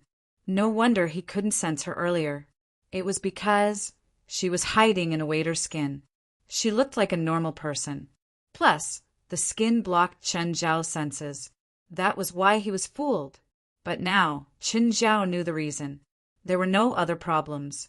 Everyone split up, while Chen Zhao stayed at the party. Chen, aren't you going to do it? It's too irresponsible of you to leave everything to others, Fei Lai criticized in a joking tone. She knew that Chen Zhao didn't do anything to protect her and the 2 kids. Of course, it was also because Bride Luo wasn't strong. At least the people from the association were strong enough. But Fei Lai was wrong about one thing. Chen Zhao didn't do nothing. In fact, the dark lava was seeping downwards. Some places that normal people couldn't see were already permeated by it. If there were any changes in the situation, dark magma would attack or protect its subordinates. At the same time, Chen Zhao knocked out the people in the surveillance room and turned off all the surveillance in the hotel. The monster is hiding in the cleaner's tool room now. Chen Zhao controlled the phone remotely. She's hiding in a waiter's skin. West walked over. President, do you need me to help? No, it's just a monster, Chen Zhao said calmly. You guys just arrived today. Have fun. At this moment, a figure descended from the sky and landed on the rooftop. Everyone was stunned for a moment and couldn't help but reveal vigilant expressions. Chen Zhao looked over. Why was Zhang Tianyi here? Hello, Mr. Zhang. Why are you here? Zhang Tianyi took a deep breath. There seems to be a little monster hiding in the hotel. Do you know about it? Yeah, I just found out, Chen Zhao said. I even suffered a bit. My people are capturing that little monster now. Chen Zhao didn't expect Zhang Tianyi to be so perceptive. Mr. Zhang, how did you know? You can tell just by taking a breath? Demonic aura. I can smell demonic aura, even if it's very faint. Zhang Tianyi said matter-of-factly. That's right. You're not a Taoist, and you've never come into contact with monsters abroad. It's understandable that you're not familiar with Taoist techniques. Most people in the spiritual world in our country aren't bad at this. Zhang Tianyi paused. Then he said, Oh, I'm looking for you because of that demonic blade. You need it? Not me. This demonic blade is called White Mask. It's one of the 4 monster generals under Tamamo no Mei's command. Zhang Tianyi briefly explained the purpose of his trip. I just want to see if I can find some information about the other 3 monster generals from White Mask. Qin Zhao shook his head. I can't help it. White Mask's demonic aura can't enter my body at all, much less control me. But because of this, I can't sense its consciousness. Okay, looks like my idea won't work. Zhang Tianyi shook his head, helplessly. He wasn't surprised by Chen Zhao's answer. With Chen Zhao's cultivation, if a mere demonic blade could invade his consciousness, that would be the biggest problem. I heard that if you can completely control the blade, your power will increase greatly. Did you increase it? No, it's just scrap metal to me. But if I pick up the blade, I'll become a warrior. Increase Chen Zhao's current power? Stop joking. Chen Zhao didn't feel anything at all. Plus, he still had many abilities that he hadn't used yet. If it was compared to the black trident that was magically modified by Old Turtle, it wouldn't be an exaggeration to say that it would weaken Chen Zhao's power. By then, Bride Luo had already met up with the people who had surrounded her. Klaus shot at Bride Luo directly. The skin of the bride was immediately riddled with holes. Bride Luo also crawled out of her skin completely. She was about to counterattack, but Klaus easily dodged her attack. Mo, and Morid also took action. Klaus, there's an attendant on the same floor as you. He's a regular person. Don't be too loud in case he sees you. Try to be quiet, Chen Zhao instructed through his phone. Zhang Tianyi's small world wasn't as big as Chen Zhao's, but it was still 100 meters wide. He could also sense the two sides in the battle. Your subordinates are all talents. Their battle awareness is so strong. I really don't know how you trained them. That Klaus guy doesn't have any magical power. How did he do it? He actually trained his body to this level. Do you have some secret technique? Just a little trick. Chen Zhao chuckled. Zhang Tianyi didn't plan on getting to the bottom of it, but he was still quite interested in this battle. It's a pity that Norma isn't here, Wes said. Otherwise, the battle would have ended silently. Indeed, Norma had work to do, so she would only come tomorrow. Of course, Klaus, Moore, and Morid were already enough to deal with Bride Luo. Bride Luo was completely suppressed by the three of them. Chen Zhao saw that it was about time. Dark magma suddenly spewed out from the pipe beside him and bound Bride Luo. What's this? Zhang Tianyi looked at Chen Zhao in surprise. It had to be said that if this liquid and solid substance could be wielded with ease, it would be extremely effective in battle. Morid, and Klaus avoided the attendant and dragged Bride Luo to the rooftop for Chen Zhao to deal with. Chapter 1713. In the morning, Portia shot up from the bed. She still hadn't recovered from her hangover. However, she vaguely remembered that something had happened last night. Gaia seemed to have been stabbed. Portia hurriedly got up. She didn't even wash up or change out of her pajamas. She ran to Gaia's room and banged on the door. The door opened. Gaia's tall figure stood before Portia. Gaia, were you hurt last night? What? Portia, have you been drinking too much? Portia looked at Gaia in confusion. Gaia, indeed, didn't seem to be hurt. Right now, her mind was also a mess. She wasn't sure if the things in her mind were real. Was it really just her imagination? Portia, shouldn't you go change? Portia just remembered that she was still in her pajamas. Recently, Tokyo was really in chaos. Evil was everywhere. Of course, large numbers of spiritualists gathered from all over. Not just Japan, but all the spiritualists from all over the world had come.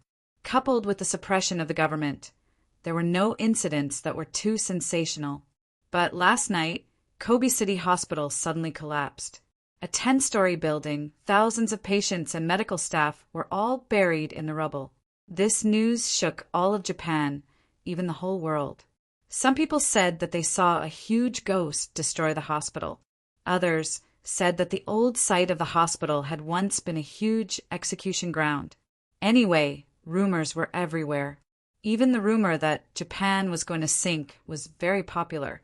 However, such rumors would appear every once in a while. To Chen Zhao and the members of the association, it was time to eat and play. It was as if it had nothing to do with them. Portia had been shopping for the past 3 days. Her legs seemed to be cramping. Phelan also planned to stay in the hotel for a day to rest. Gaia couldn't move around much today, so he didn't go out either. The members of the association also went out to play one after another. Genkira followed Higashino Tienchi to the forge. Chun Zhao went out to drink with a few association members. Shibuya was a place that all men in the world dreamed of going to, because the alcohol here was really good. Yes, that was it. Chun Zhao, Klaus, and Henry were drinking in an izakaya with Japanese characteristics. When they came out, Henry and Klaus were a little drunk. At night, Shibuya was brighter and brighter, and there was a rancid smell everywhere. President, I think I saw a friend. I'll go greet him and go home by myself tonight, Henry said shyly. Go, Klaus. Are you coming? Chen Zhao asked, unconcerned. Chen Zhao knew where Henry wanted to go. Along the way, Henry's eyes had been wandering around the signs in the alleys. Although he couldn't understand the Japanese words on the sign, the neon color that was commonly used all over the world, as well as the logo on it, were easy to recognize. Chen Zhao was his superior, but it was not his place to meddle in other people's private affairs. I won't be going. I recently got a girlfriend. Klaus was quite serious in this aspect. Ordinary people. Yes, he's an elementary school teacher. Klaus nodded. And then you should get along well. Who?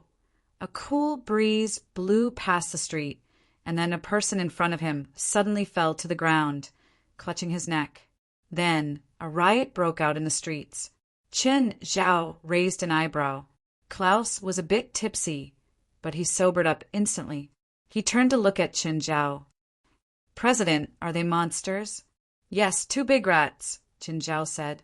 In the wind, there were 2 rats that looked very big. The 2 rats moved with the wind. One used its sharp claws to rip open the victim's neck. The other used its mouth to take away the victim's money.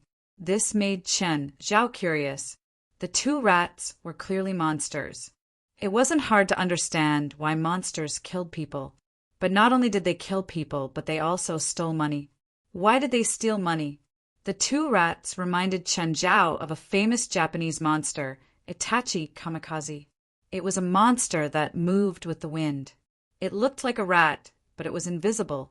But in Japanese legends, Itachi Kamikaze had 3 brothers. One tripped people, one tore open people's wounds, and one applied plaster to the victim. However, there were only 2 in the wind just now. They clearly didn't match the legends. Let's go over there and take a look. Yes. Klaus put on his special glasses. The glasses allowed him to see things he couldn't normally see. At first, Jolig had made them. Then, after Ruan Faxben came, he'd remade them. Now, the glasses were more portable and had more powerful functions. Other than seeing souls, they could also see other things. But Klaus still couldn't keep up. Chen Zhao suddenly grabbed Klaus and lifted him into the air. This was the first time Klaus flew into the sky without modern technology. Of course, Klaus quickly adjusted his state of mind. The 2 mice went into a remote factory. There were few dead people in the factory, as well as a man wearing a black robe and a tall hat. The man's attire looked like the clothes of an ancient onmyoji, hunting clothes. A few green willow, the wisps floated around him. Kamikaze, Tsang, you're back. How's today's harvest? The 2 monsters called Kamikaze and Tsang landed before the man. Then Tsang threw all the money he'd stolen before the man. Nice job. I'm rich now. I don't have to stay in a place like this anymore. Tsang Yuan Huang, we've already helped you kill 99 people. In order to steal the blood-stained money, we've fulfilled your request. Return our brother's medicine to us. The onmyoji named Tsang Yuan Huang looked at Kamikaze and Tsang with an evil smile. Do you think this is enough? Tsang Yuan Huang looked down at Kamikaze and Tsang. Do you want to go back on your word? Both Kamikaze and Tsang flashed their sharp claws. Don't, please don't. If you kill me, You'll never see your brother's medicine again. Tsang Yi Yuanhuang tried his best to look panicked, but he was actually smiling. He was clearly teasing Kamikaze and Tsang. Kamikaze and Tsang had been hesitating. They'd had enough of Tsang Yi Yuanhuang's teasing, but they couldn't be at ease without seeing their brother's medicine. We can't be controlled by him anymore. Kill him, and we'll find the medicine. Kamikaze was the most murderous. He finally decided to kill Tsang Yi Yuanhuang. After some hesitation, Tsang finally agreed to Kamikaze's idea. What a disobedient little mouse.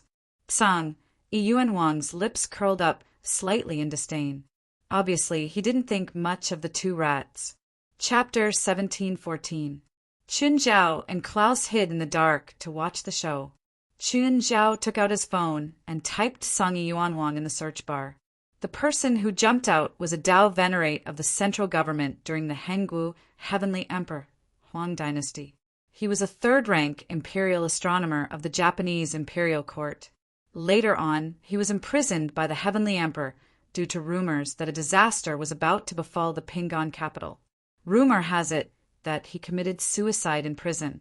In other words, if this guy was Tsang Yi Yuanhuang from the Heian era, then he had lived for at least 1,100 years.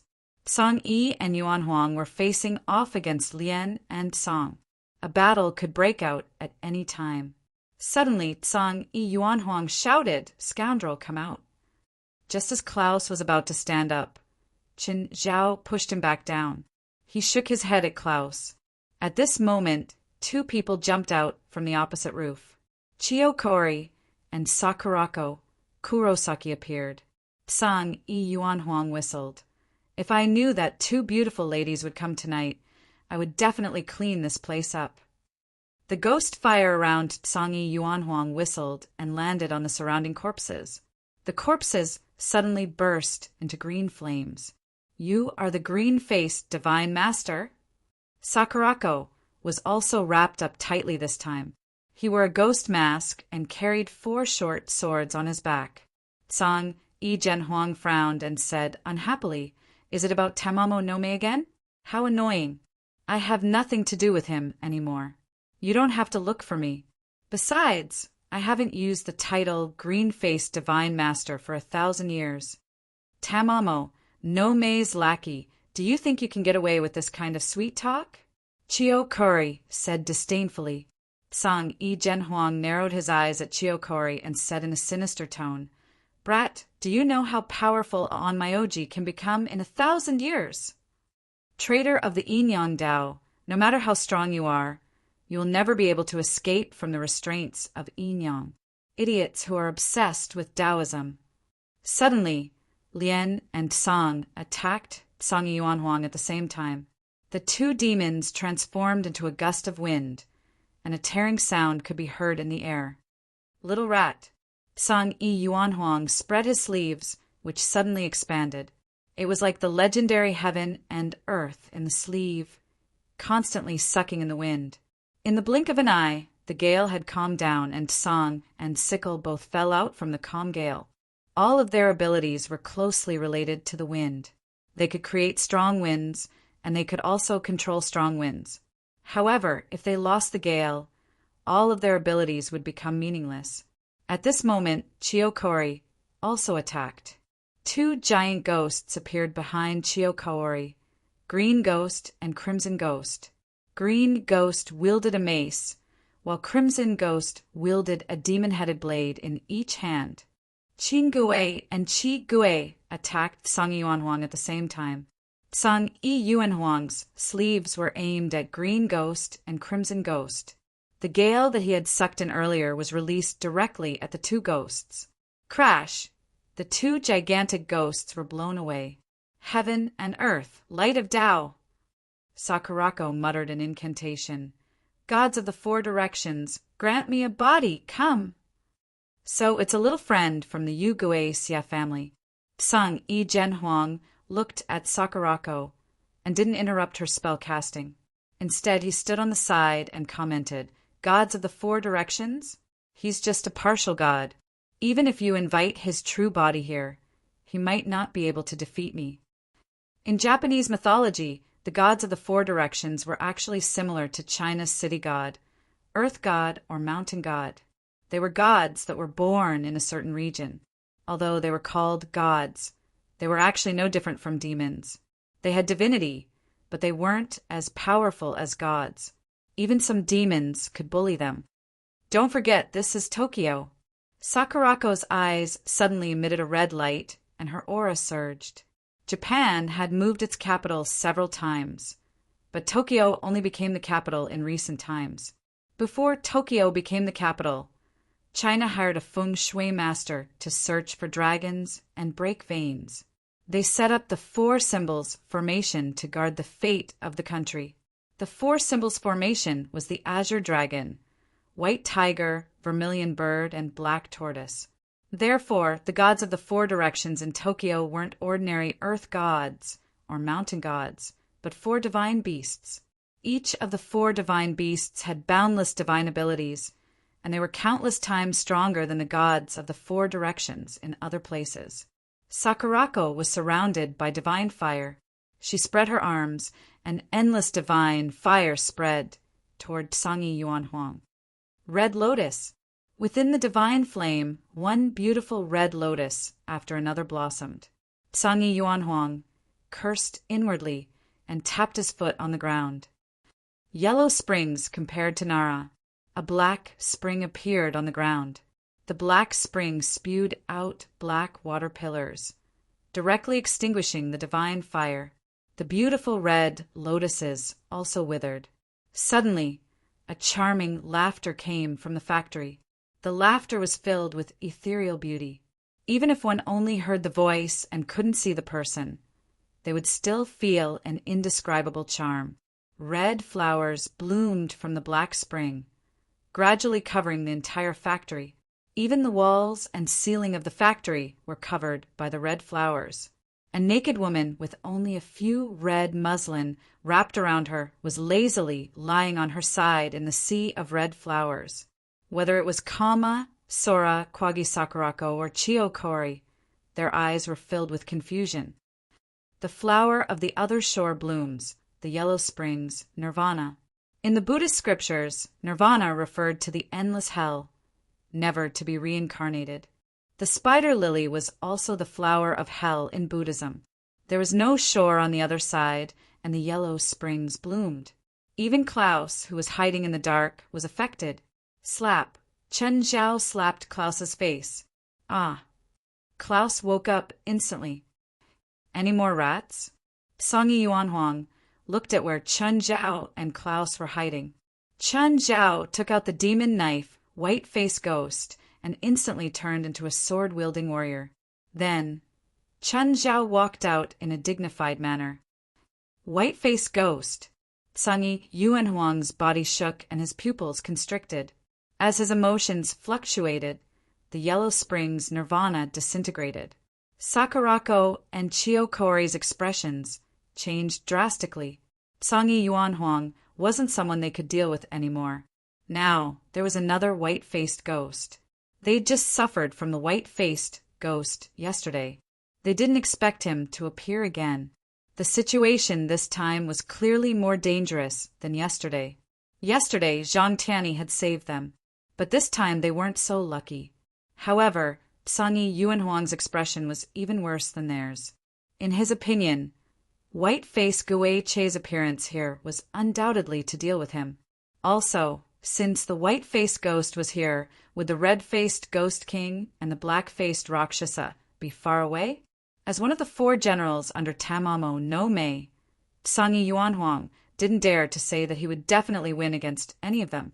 Moreover, if the other two came too, he really wouldn't be able to escape. Chapter 17:15. A sudden voice sounded. I didn't think I'd meet two old friends. What a delightful charge. A cloud of black smoke charged into the scene and turned into a man wearing a black crown. Black-faced Rakshasa. Rakshasa, do you know that white-faced ghost is here too? Another voice sounded. The voice came from above the factory. Everyone couldn't help but look up. Suddenly, the roof of the factory was lifted and a huge red ghost king poked its head in. Chio, Kaori swallowed. Behind her, Green Demon and Red Demon were also terrified. Compared to humans, Green Ghost and Crimson Ghost were already very large. But compared to the Red Ghost King, it was still many times weaker. Without a doubt, this Red Ghost King was one of the 4 generals under Tamamo no Me, the Red-Face Ghost King. The current situation was that the 4 great demon generals had gathered and had all appeared. I didn't think the 4 of us would reunite under these circumstances. I believe our master will break the seal soon and return to the human world. Song Yi Zhenhuang laughed out loud. Earlier, he'd wanted to escape Tamamo no Me's control, but the situation was beyond his control. He didn't think he could fight 3 monsters of the same level at the same time, so he changed his tone decisively. Both the Black-Face Ghost King and the Red-Face Ghost King knew what Song Yi Zhenhuang was thinking. Plus, as colleagues, they knew how shameless Song Yi Zhenhuang was. Song Yi Zhenhuang represented the worst side of humans. Despicable, sinister, and without any standpoint. When he'd been imprisoned, it was their master, Tamamo no Me, who'd given him a chance to be reborn. He'd also become one of his master's servants. But after his master was sealed, he'd completely broken away from the 4 generals. Plus, he'd never thought about saving his master. Every few decades, he'd always heard about his misdeeds. Now that the 4 generals had gathered, Song Yi Zhenhuang immediately changed his attitude. He'd become his master's loyal servant again. Only Qin Zhao, the fake general, stood there without saying a word. Qin Zhao was curious about what would happen if he killed all 3 of them. Could he stop Tamamo no Me from reappearing? Suddenly, a cold glint shot out of Qin Zhao's eyes. The 3 great demon generals were alarmed.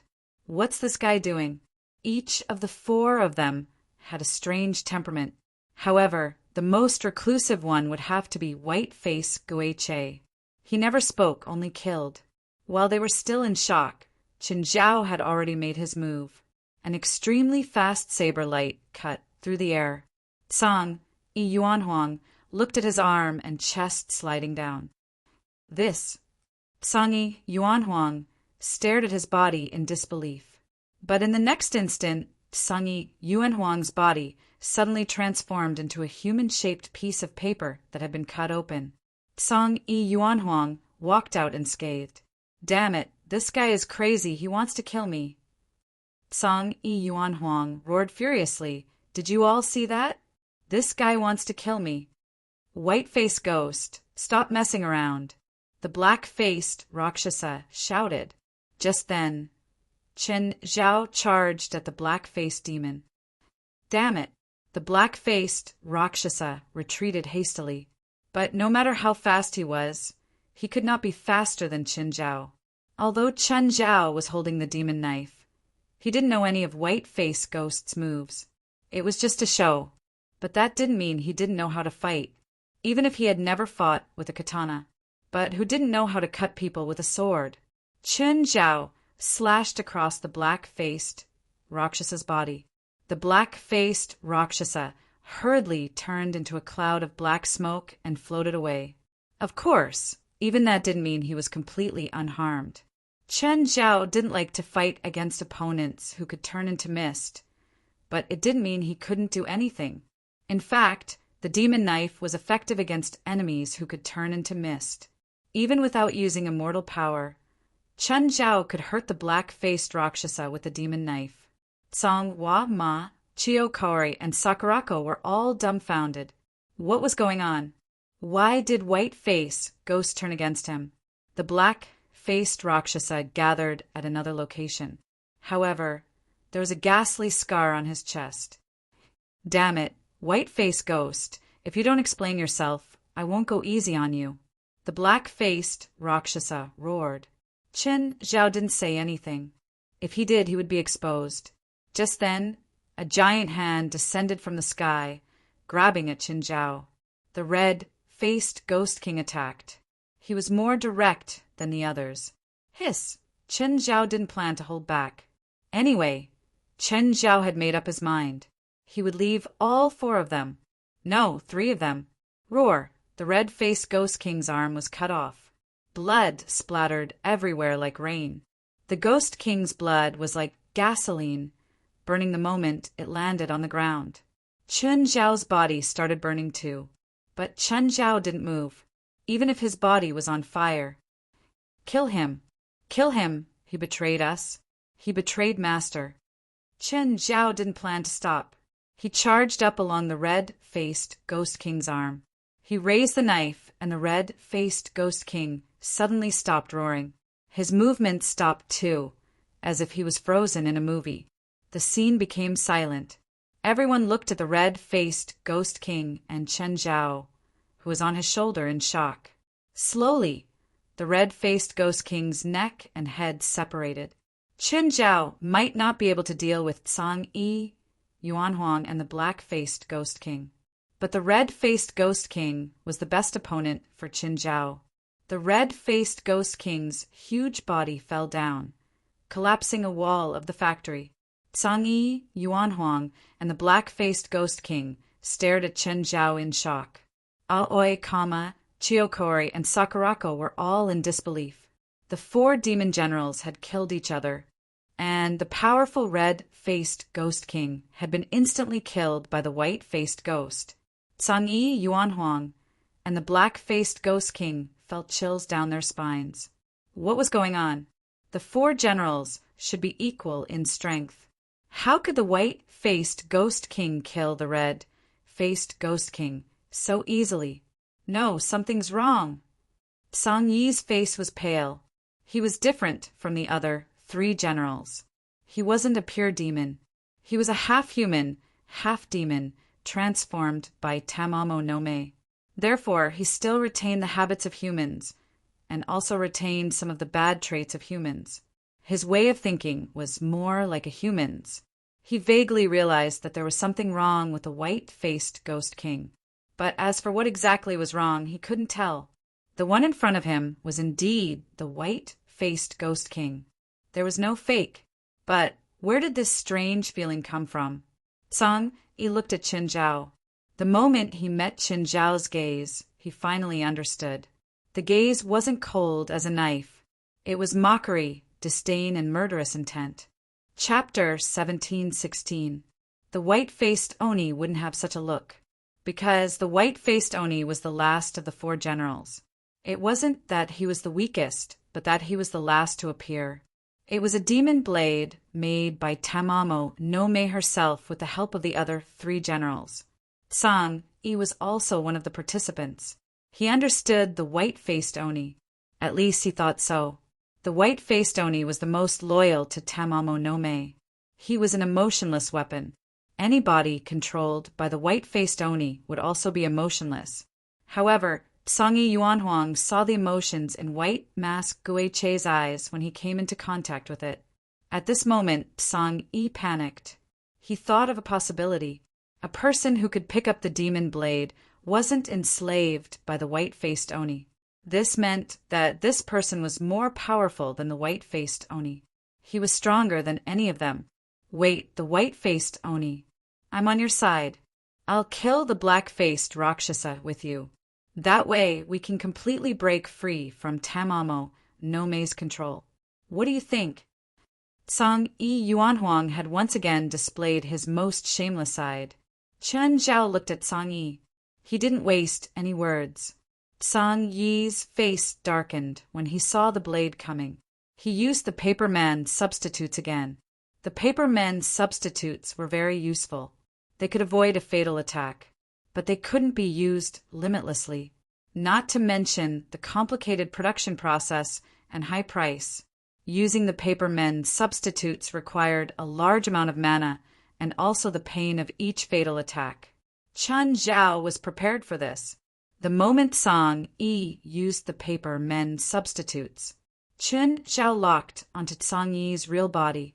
Chen Zhao swept up a gust of wind. The blade cut through the air like a dragon's roar. But just as Chen Zhao was about to hit Tsang Yi, suddenly a figure appeared before Chen Zhao. Duang, the figure smashed heavily toward Chen Zhao. Chen Zhao blocked it with his sword. Then he flicked it upward. His arm was sent flying. Song Yi's Shikigami appeared in front of him. It was an 8-armed King Kong made entirely out of metal. Everyone sucked in a breath of cold air. Even Chen Zhao's eyeballs almost fell out of their sockets. Is this a joke? What is this? Spirit-branded retainer or Gundam. Apart from the arm that was chopped off by Chen Zhao, the other 7 arms of the King Kong were all holding Gatling guns, and its body was covered in bullets. Moreover, the machine guns in its hands were obviously specially made. Each gun had a very large caliber. Black-faced Rakshasa, this guy clearly wants to kill us all. If you still hesitate, we'll all die here today. When that happens, you won't even have the chance to serve Tamamo no Mei, Song Yi Zhenhuang said. The black-faced Rakshasa also felt that the situation was getting out of control. He was not as cunning as Song Yi Yuanhuang. Even now, he still did not understand why fiendish blade, white-faced ghost would betray him. However, it was just as Song Yi Yuanhuang had said. If he continued to watch the show, Song Yi Yuanhuang would be killed. Then it would be his turn. Although he hated Song Yi Yuanhuang, he hated her so much that he didn't even try to hide it. But he also knew that he was stronger than others. The black-faced Rakshasa's body floated up, his arms spread wide. At this time, the moon and the stars were completely covered. Most of Tokyo was shrouded in dark clouds. At the center of the dark clouds was the black-faced Rakshasa. He sucked in big mouthfuls of dark clouds. The dark clouds were actually the negative emotions of the people in the area. Right now, the black-faced Rakshasa was absorbing the negative emotions of millions of people. Chen Zhao narrowed his eyes. This black-faced Rakshasa should be half a step into the Shangqing state. Among the 4 generals of Tamamo no Mei, this guy should be the strongest. With every negative emotion he absorbed, the black-faced Rakshasa's power increased. Chio, Keru, and Sakurako felt as if a heavy stone was pressing down on their hearts. This battle was no longer something they could participate in. Chen Zhao looked at the black-faced Rakshasa, then at Song Yi Yuanhuang. Killed Song Yi Yuanhuang first. One had to admit that Song Yi Yuanhuang's Shikigami was an eye-opener for Chen Zhao. The 8-armed King Kong, which was a mixture of science and magic, was indeed refreshing. However, that was all. The blade in Chen Zhao's hand flashed. Ta, ta, ta. 7 Gatling guns fired wildly at Chen Zhao. Chen Zhao neither dodged nor evaded. He swung his blade from bottom to top. When the blade slashed across the ground, sparks flew and a ghastly scar was left on the ground. However, the blade wasn't obstructed. Instead, it carried an even fiercer and colder killing intent. Hiss! The 8-armed King Kong's arm, gun, and body were instantly cut off. Oh no! Song Yi Yuanhuang was shocked. He didn't expect his Shikigami to be so useless before Chen Zhao.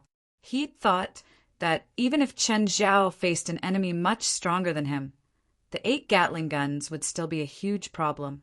8 Gatling guns could also bring great trouble to the enemy, and it was not impossible for them to kill enemies that were stronger than themselves.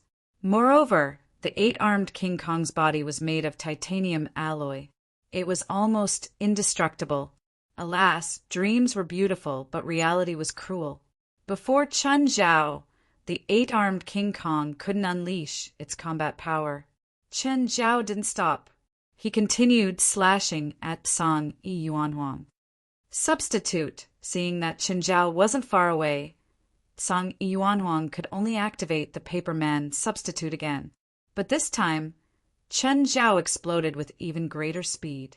He was more than 10 times faster than before.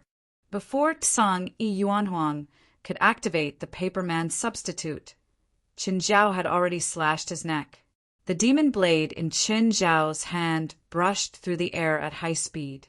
It was already red like a soldering iron. Song Yi Yuanhuang stopped moving.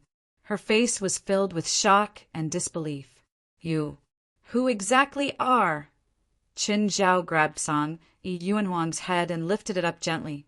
Song Yi Yuanhuang didn't die right away. After all, he was a half-human, half-demon on Myoji that had lived for 1,000 years.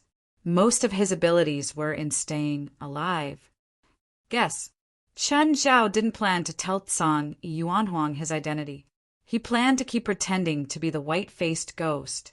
Chun Zhao looked at the last general, the Black Rakshasa. To be honest, the white-faced ghost probably couldn't defeat the Black Rakshasa. The Black Rakshasa had also absorbed enough negative emotions by now. His eyes were as deep as a black hole. He floated in the air and looked down at Chen Zhao. I didn't think I could absorb so many negative emotions here. It feels so good. Chen Zhao stared at the Rakshasa. His lips curled into a smile. Enjoy your last pleasure while there's still time. Chapter 17:17. What? The Rakshasa was stunned. Demon Blade, white-faced, ghost wouldn't say something like that. But just as he was distracted like an arrow, Chen Zhao shot toward the black-faced Rakshasa. The Rakshasa was fully prepared. However, there was one thing that he had forgotten. Because Chen Zhao wasn't slashing him with a knife. Instead, Chen Zhao gave him a bear hug and pushed him to the ground. Chen Zhao's power wasn't something he could fight against, even if he'd absorbed half the city's negative emotions. Chen Zhao pressed the Rakshasa to the ground. He raised the demon blade and stabbed it into the Raksasa's chest. The Rakshasa wanted to turn into black mist, but every time he did, Chen Zhao would use his celestial power to disperse the Dharma power in his body. The Rakshasa started to panic. He punched Chen Zhao crazily. He wanted to push Chen Zhao away, but his fists were no different from a drizzle to Chen Zhao. Chen Zhao's current appearance and smile were like mockery to the Rakshasa. The Raksasa's aura grew weaker and weaker. I won't die, as long as humans exist. One day I will. None of my business. Chen Zhao sneered. He didn't plan on meddling in other people's business forever. The Rakshasa had become weaker, but he still hadn't given up hope. He continued to struggle, but every time he punched Chen Zhao punched him back. He would always be at a disadvantage. Chen Zhao nailed the Rakshasa to the ground with the demon blade. Every time Chen Zhao punched him, the Raksasa's demonic aura would disperse a bit. Chen Zhao didn't kill him with one punch because he was afraid he'd turn into mist and escape. Chen Zhao had dealt with enemies who could turn into mist before. He couldn't be too impatient against such enemies. He needed to disperse their power bit by bit. Keep weakening them until they didn't even have the power to turn into mist. The ground within dozens of meters was full of cracks from Chen Zhao's punches. He couldn't do it with just the power of the demon blade. He couldn't even defeat the Rakshasa. Boom, boom, boom, Chiyo Kaori and Sakurako looked at the continuous explosions 100 meters away. But it was completely covered in smoke and dust. They couldn't see what was going on inside. The two of them thought about it and decided to leave. If he didn't run now, he would have to wait for the two demon generals to decide the victor. By then, it would be too late for them to escape. They wouldn't continue to think that they could deal with any one of them. Whether it was the white-faced ghost or the black-faced Rakshasa, they were beyond their imagination. If they were to get close to the center of the battle, just the aftermath of the battle would be enough to make them wish they were dead. So, they ran away with their tails between their legs. The rumbling continued for 20 minutes. Only then did Chen Zhao walk out of the dust. Although he had not used his full strength in the battle with the black-faced Rakshasa, he had already won. But Chen Zhao's face was still covered in dirt. Klaus, you can come out. Klaus stepped out of the shadows. President, where's that demon? I killed him, Chen Zhao said. To be honest, Japan was an active region in the supernatural world. The strength of the supernatural demons here was also beyond his expectations. For example, the black-faced Rakshasa strength was almost on par with the snow-fiend Kanka of the Great Snow Mountains of North America.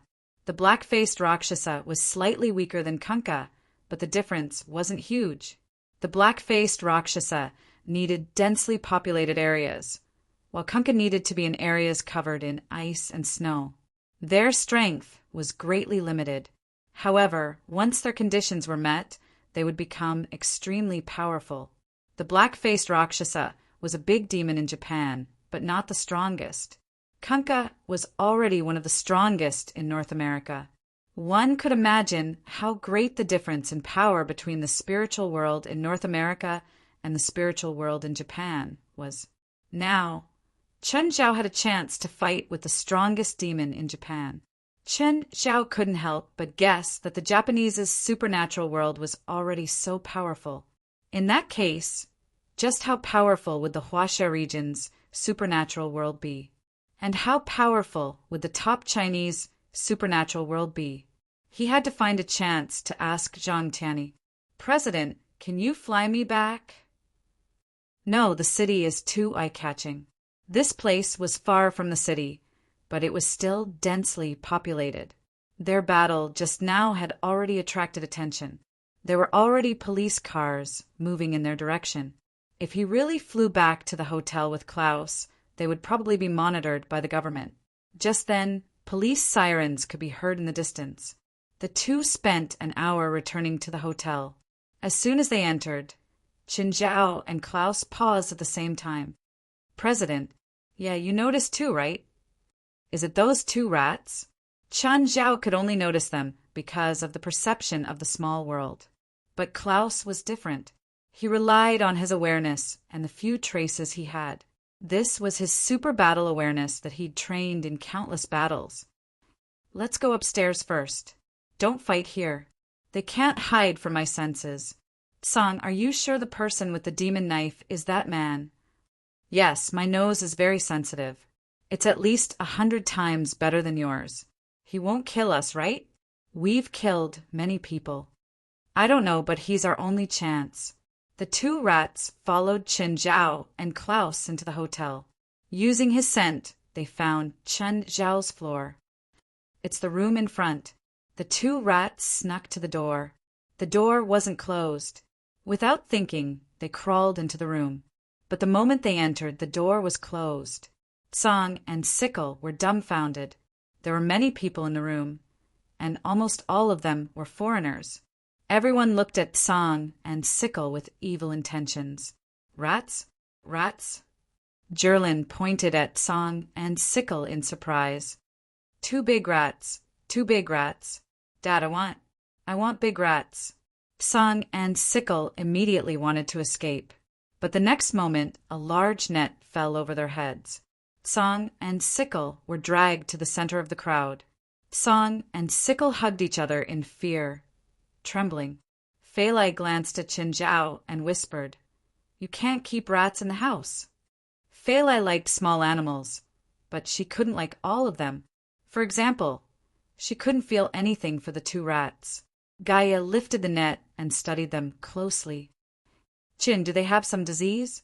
In the Western view, rats were unclean. Jerlin jumped up, trying to grab Song and Sickle, who were in the air. Squeak! Squeak! Song and Sickle looked fierce.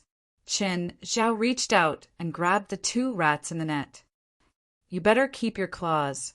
If you bite my daughter, I'll skin you. Oh, I'm Chinese. Have you heard that we Chinese can eat any species until they're endangered?" Chapter 17:18. Song retracted his claws and fangs decisively. "Tell me, why are you following us? Do you want to attack us?" Qin Zhao stared at the two monsters with a cold expression. It wasn't that they were weak. Itachi was a rather famous monster in Japanese mythology. He wasn't that weak either. However, they were short of one. Moreover, they were facing a large group of people. Their aura was extremely weak. They had no other choice but to pretend to be pitiful. We want to borrow your demon knife." Song looked at Chen Zhao, trembling. "Borrow? Are you that elegant? Are you planning to steal or rob?" Qin Zhao had seen them kill and rob on the streets. They didn't show mercy at all. Of course. Qin Zhao couldn't be bothered to argue with them. This was Japan anyway. It had nothing to do with him. Unless it was like now plotting against him. Otherwise, he wouldn't care at all. Japan's spirit world was different from North America's. The Japanese mainly dealt with monsters by suppressing or purifying them. To them, it didn't matter how many people a monster killed. The more ferocious a demon was, the more merit one would gain if they were purified. North America was mostly dominated by evil spirits. There would be some disturbances from other monsters or magical beasts. Furthermore, as long as it was an evil spirit or a magical beast that had taken human life, it would basically be hard for it to escape death. The two regions had different standards. Of course, it was also because they had different views. So, Chun Zhao didn't care how many people these two monsters killed. In Japan, there were no monsters that didn't kill people. The only difference was how many or how few they killed. Otherwise, they would be the kind that couldn't even beat normal people. What do you want the demon knife for? Are you going to start a massacre? It wasn't that Chun Zhao looked down on them. With their strength, let alone the fact that they would be controlled by the demon blade if they took it, even if they could maintain their sense of self, they wouldn't be able to cause much trouble. In less than half a day, they would be suppressed. Especially since this was Tokyo, the place with the most spiritualists and supernatural organizations. No, we want to use the demon knife to find our brother Yao. What does finding your brother have to do with stealing the demon knife? Every bewitching blade has a special ability, Hunt. Song said, as long as it is stained with the blood of the prey, even if the prey escapes to the ends of the earth, the demon blade will still be able to find it. Do you have your brother's blood? Yes. Chun Zhao rubbed his chin. What do I get out of helping you find your brother? Our brother has medicine. He has a medicine pouch. The medicine in that medicine pouch can quickly heal external injuries. As long as it's not the head or a vital point, it can instantly heal any cuts or external injuries, Sickle said. Chun Zhao sank into deep thought. The medicine didn't seem to be effective on him. However, he thought about his family and the people in the association. This medicine was very useful to them. After all, everyone had an emergency. Are you sure your brother is still alive? Of course. We three brothers are of the same origin. If the medicine dies, we won't be able to live either. The two brothers were so anxious to save the medicine. It was not just because of their brotherhood. At the same time, the three brothers' lives were tied together. If one of them died, the other two would die as well. The Weasel Sickle race was like this. They had a litter of 3 brothers. They came from the same origin and entrusted their lives to each other. Thus, the Weasel Sickle race had always been protective of their kin. Sure, I'll help you. Chun Zhao agreed readily after a short moment of consideration.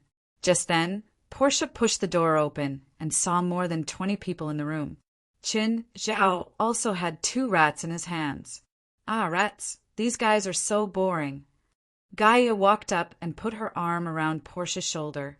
I caught 2 rats, and they're having so much fun. Let's go to another room. Portia hurriedly followed Gaia out of the room. Are all Japanese rats this big? Portia asked with lingering fear. Such a big rat was definitely a big shock to her. She thought about the size of the 2 rats. She felt that she would have nightmares tonight. No, I can't feel it at all. Chun Zhao shook his head. He smeared Weasel Sickle's blood on it, but he couldn't feel the existence of the medicine or his location. But it couldn't be helped. After all, Chun Zhao wasn't controlled by the demon blade. Of course, he couldn't enjoy the power it gave him.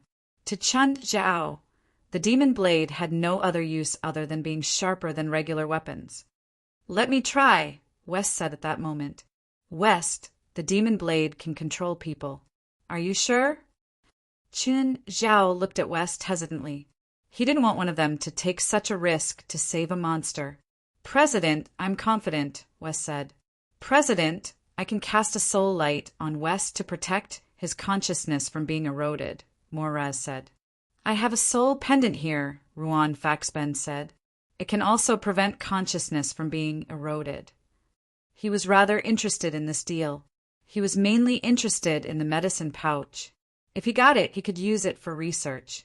Okay, cast a spell on West first and hang the soul pendant on him too, Qin Zhao said. West, if I find anything wrong with you, don't blame me for knocking you out. Yes, I know. West nodded slightly. After more, Raz cast a spell on West. Ruan Faxben took out the soul pendant and put it on. Qin Zhao shielded Feilai, Jerlin, and Larissa behind him. Qin Zhao protected Feilai, Jerlin, and Larissa behind him. He didn't want anything to happen to his family. The moment West took the demon blade, his body turned into a warrior. West's body instantly turned into a warrior, releasing a red, demonic aura. Everyone stared at West warily. After all, they weren't sure if West could keep his mind. West, how are you now? West opened his eyes silently and turned to Qin Zhao. I'm fine. The demon blade didn't affect my mind. Qin Zhao realized that West's reaction was much smaller than he'd imagined. He felt that even without the soul pendant and more Raz's spell, West could probably resist the demon blade's control. Qin Zhao didn't expect West to be so mentally strong. Can you feel where the medicine is? West wiped the blood on the demon blade and sniffed it. Then he nodded. Yes. Great, where is he? Where is he now? Song and Sickle asked impatiently. Chapter 1719. Qin Zhao followed West, as did Scythe and Song. West, you don't seem to need external protection, Qin Zhao said curiously. You're still immune to the demon's control. President, it's actually very simple. Think of Devil Blade's mental corruption as a virus. He can invade and control a human's brain, and a human's brain is like a Microsoft system. However, this virus can invade every system. Coincidentally, my system is different from a normal person's. West laughed. It was different from Qin Zhao, who completely blocked the power of the demon blade. West, on the other hand, was completely immune. The results of both were the same, but the method was different. West, are you an alien? West rolled his eyes. Sickle and Song were anxious. They really wanted to urge Qin Zhao and West to speed up. But Qin Zhao and West were not in a hurry at all. They took their time. Oh, right. Why did that Song Yi Yuanhuang ask you guys to rob for him? He should have that ability, right? To be honest, as long as spiritualists were unscrupulous, it was not difficult to earn money. Moreover, he was a bad person to begin with. Song Yi Yuanhuang shouldn't have such a psychological burden, right? West rolled his eyes at Qin Zhao. President, can we not ask such stupid questions? What? Is that a stupid question? Qin Zhao didn't even realize that he had asked a stupid question. If he didn't know, he just didn't know. The transaction between a spiritualist and an ordinary person must be an equivalent exchange. Of course, employment is also a type of equivalent exchange. If a spiritualist uses extreme means to plunder the wealth of an ordinary person, then he will be punished, and it will be a punishment from fate. Supernatural creatures can't use human money directly, West said. They can only be given, and it has to be the money of the dead. In other words, the two of them have to kill the person before they can steal the money and give the money to the primordial wilderness Tsangi. That's the process. The two of them will bear the consequences. That Tsangi Yuanhuang will enjoy the final benefit. West nodded. Qin Zhao thought about it. That seemed to be the case. Generally speaking, supernatural creatures did not have the habit of using human currency. This seemed to be restricted by the rules. For example, the evil spirit group in the association always asked their followers to pay for their purchases. Only a weirdo like Tsang Yi Yuanhuang, who was half human and half demon. There was the restriction of a demon, but also the desire of a human. He was driven by Tamamo no Mei, but he also wanted to break free from her restraints. To be honest, the 1,000 years without Tamamo no Mei was probably the most carefree life he had ever had. A long life, a prosperous life, and the power to do as you please. Qin Zhao was a little envious. Of course, Tsang Yi Yuanhuang didn't really do whatever he wanted. This was Japan, and there were countless talented people here. Even he needed to keep a low profile. West, since you're completely immune to the Devil Blade's control, I'll let you use the Devil Blade when we get back. It can make up for your lack of attack power. West shook his head. I'm not suitable. Why? Not only can the Devil Blade control a person's consciousness, but it can also subtly change a person's personality, making them cruel and bloodthirsty. This change is very subtle and hard to detect. Therefore, other than you, who can completely resist the Devil Blade's power, no one else is suitable. Didn't you say that your system is different from normal people? It's alive and has its own consciousness. Even computer viruses can self-evolve, let alone the Devil Blade. Fine, but this thing is useless to me, Qin Zhao said with pity. It's a disaster if I keep it. It's better to destroy it. Buzz, buzz, buzz. Just then, the Devil Blade in West's hand buzzed. What's wrong? He's scared. He's terrified. Is he afraid? As long as he has consciousness, he'll be afraid. It's not strange. Chen Zhao wouldn't be soft-hearted just because the Devil Blade was afraid. This thing was a scourge. Whoever held it would turn into a madman. The Japanese spiritual world had a habit. They always liked to keep some weapons or monsters with great destructive power. To control these weapons or monsters, one would have to pay a huge price. However, everyone enjoyed it and never got tired. This was called preventive measures. Of course, most of the trouble was caused by these things too. Qin Zhao didn't have this habit, not to mention the fact that this thing was useless to him. Even if it was useful, Qin Zhao wouldn't keep it. Unknowingly, Chen Zhao, West, and the two rats arrived at a residential area. West, are you sure you're not going the wrong way? No, I can feel it, West said. West said, based on the feeling from the demon blade, the owner of this drop of blood is nearby and is in a weakened state. Can you confirm the location? Chen Zhao asked. The area wasn't big or small, but it was densely populated. There were probably tens of thousands of people living here. In such a densely populated area, it would be hard to find without special methods. The Devil Blade isn't willing to cooperate. Also, his power is withdrawing from my body. Chen Zhao pouted. This kind of self-consciousness was annoying. Chen Zhao took the Devil Blade from West's hand. If you're not willing to cooperate, I'll destroy you now. Chen Zhao handed the Devil Blade to West. How is it? Is he cooperating? He said he wants to negotiate with you. Fuck, so annoying. You're in charge of talking to him, Qin Zhao said.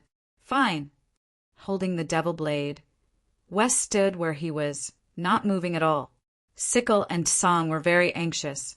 They could vaguely smell their brother's scent in the area, but there were too many people here. They couldn't determine the exact location in a short time. After a while, West opened his eyes. President, his only request is that you don't destroy him. Did you agree? My request is that he must unconditionally obey the orders of everyone in the association and lend his power to them. Also, he can't corrupt their consciousness. What did he say? He said that if we want to borrow his power, we have to see blood. Otherwise, he'll become weaker and weaker. Devil Blades all had the ability to kill. This was how they existed for a long time. The more they killed, the stronger they became. For example, Chen Zhao had used it twice before without killing. The Devil Blade was consuming its own power. If this went on, it would become an ordinary blade. Divine Emperor of the Nine Heavens. Chapter 1720. This meant that he might not be able to use the demon knife in most battles. After all, there might not be blood in many battles, especially battles between spiritualists. Most of the time, they wouldn't stop until one of them was dead.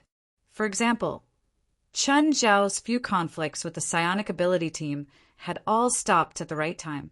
We'll end the negotiation here, Chen Zhao threatened, but you have to cooperate with us to find the medicine first. Otherwise, I'll kill you right now. President, he's starting to guide us. Hikari and Kama were naturally the happiest. They didn't care about the demon knife. They only cared about their brother. It's here. I can feel it. Your brother's medicine is upstairs. 2 people and 2 mice stopped in front of a 5-story apartment. It was obviously a cheap apartment. It was specially provided for low-income people. Many families with low incomes, even families of 4 or 5 people, were squeezed into a small apartment of 20 to 30 square meters. This kind of cheap apartment was very common in Japan, especially in Tokyo. Can you accurately sense which floor it's on? Search one floor at a time. After a while, they arrived at the 5th floor. It should be on this floor, Wes said. The smell here is the strongest. I can smell the medicine too. The 2 mice didn't wait for Wes to lead the way. They ran up first. It's here. The 2 mice stopped before a door. You 2 hide first. West, put away the demon knife. Chun Zhao had the 2 mice hide because he could sense that there were only 2 people in the room. One of them had some spiritual power, while the other was a normal person. Of course, Qin Zhao also smelled the medicine. Knock, knock, knock. Who is it? Just then the door opened. The moment Chio opened the door, she fell to the ground in fear. Ah! Chio's scream attracted Chio Kaori. Xiao Yi! Mr. Qin, you're mafia, he's a mafia! Chio yelled in fear. Are you here to kill me? Qin Zhao and West's faces darkened. What did you do to make us come all the way here? Chio Kaori froze, and her expression darkened. Mr. Chen, I need to explain. Explain what? What explanation do you need? Chun Zhao smiled at Chio Kaori. You hurt my sister. No, I didn't. If I had hurt her, she would have been fed to the sharks. She is my sister. Chio Kaori's face was gloomy. She was a little protective. After all, she was her younger sister, and they had depended on each other since they were young. Chio Kaori knew that her younger sister had many shortcomings. However, she was his sister. Because of this, Chio Kaori couldn't tolerate what Qin Zhao had done. Miss Chio, I'm not here to cause trouble for your sister. Then what are you doing here? My pet ran away. We found that it seemed to have run into your house. What pet? We don't have any cats or dogs. It's not a cat or a dog. In fact, it's a rat. A very big rat. You're here to look for Little Gray. Chio's face revealed a suspicious expression. Little Gray? Is that the new name you gave it? If it likes a new name, maybe I'll consider renaming it, Chen Zhao said indifferently. Can you give it back to me now? What Little Gray? Chio Kaori was also confused. I picked it up on the road a few days ago. It was injured, so I brought it back. Picking up a rat on the street? This girl's taste was really unique. Chio Kaori didn't plan to keep it for herself, even though she didn't want to part with Little Gray. However, its owner had come to find them. Moreover, the owner was someone they couldn't afford to offend. So, she could only carry Little Gray out of the room. Chio Kaori's pupils suddenly contracted. The big rat was very weak, but Chio Kaori could recognize its aura. It also looked almost the same as the previous 2 ferrets. Chio Kaori suddenly reached out and blocked Chio Kaori. Chio Kaori's eyes were like torches as she stared at Qin Zhao and West behind him. Chio Kaori's eyes were like torches as she stared at Qin Zhao and West behind him. Mr. Qin, you're saying that the rat is your pet? Yes. Is there a problem? Can you show me evidence? Chen Zhao snapped his fingers and song and sickle ran out. Can the 2 of them count as evidence? Chio Kaori narrowed her eyes. She had already recognized them. These 2 mice were the ones that he had encountered in the abandoned factory. Miss Chio, I believe you don't want the situation to become more complicated, right?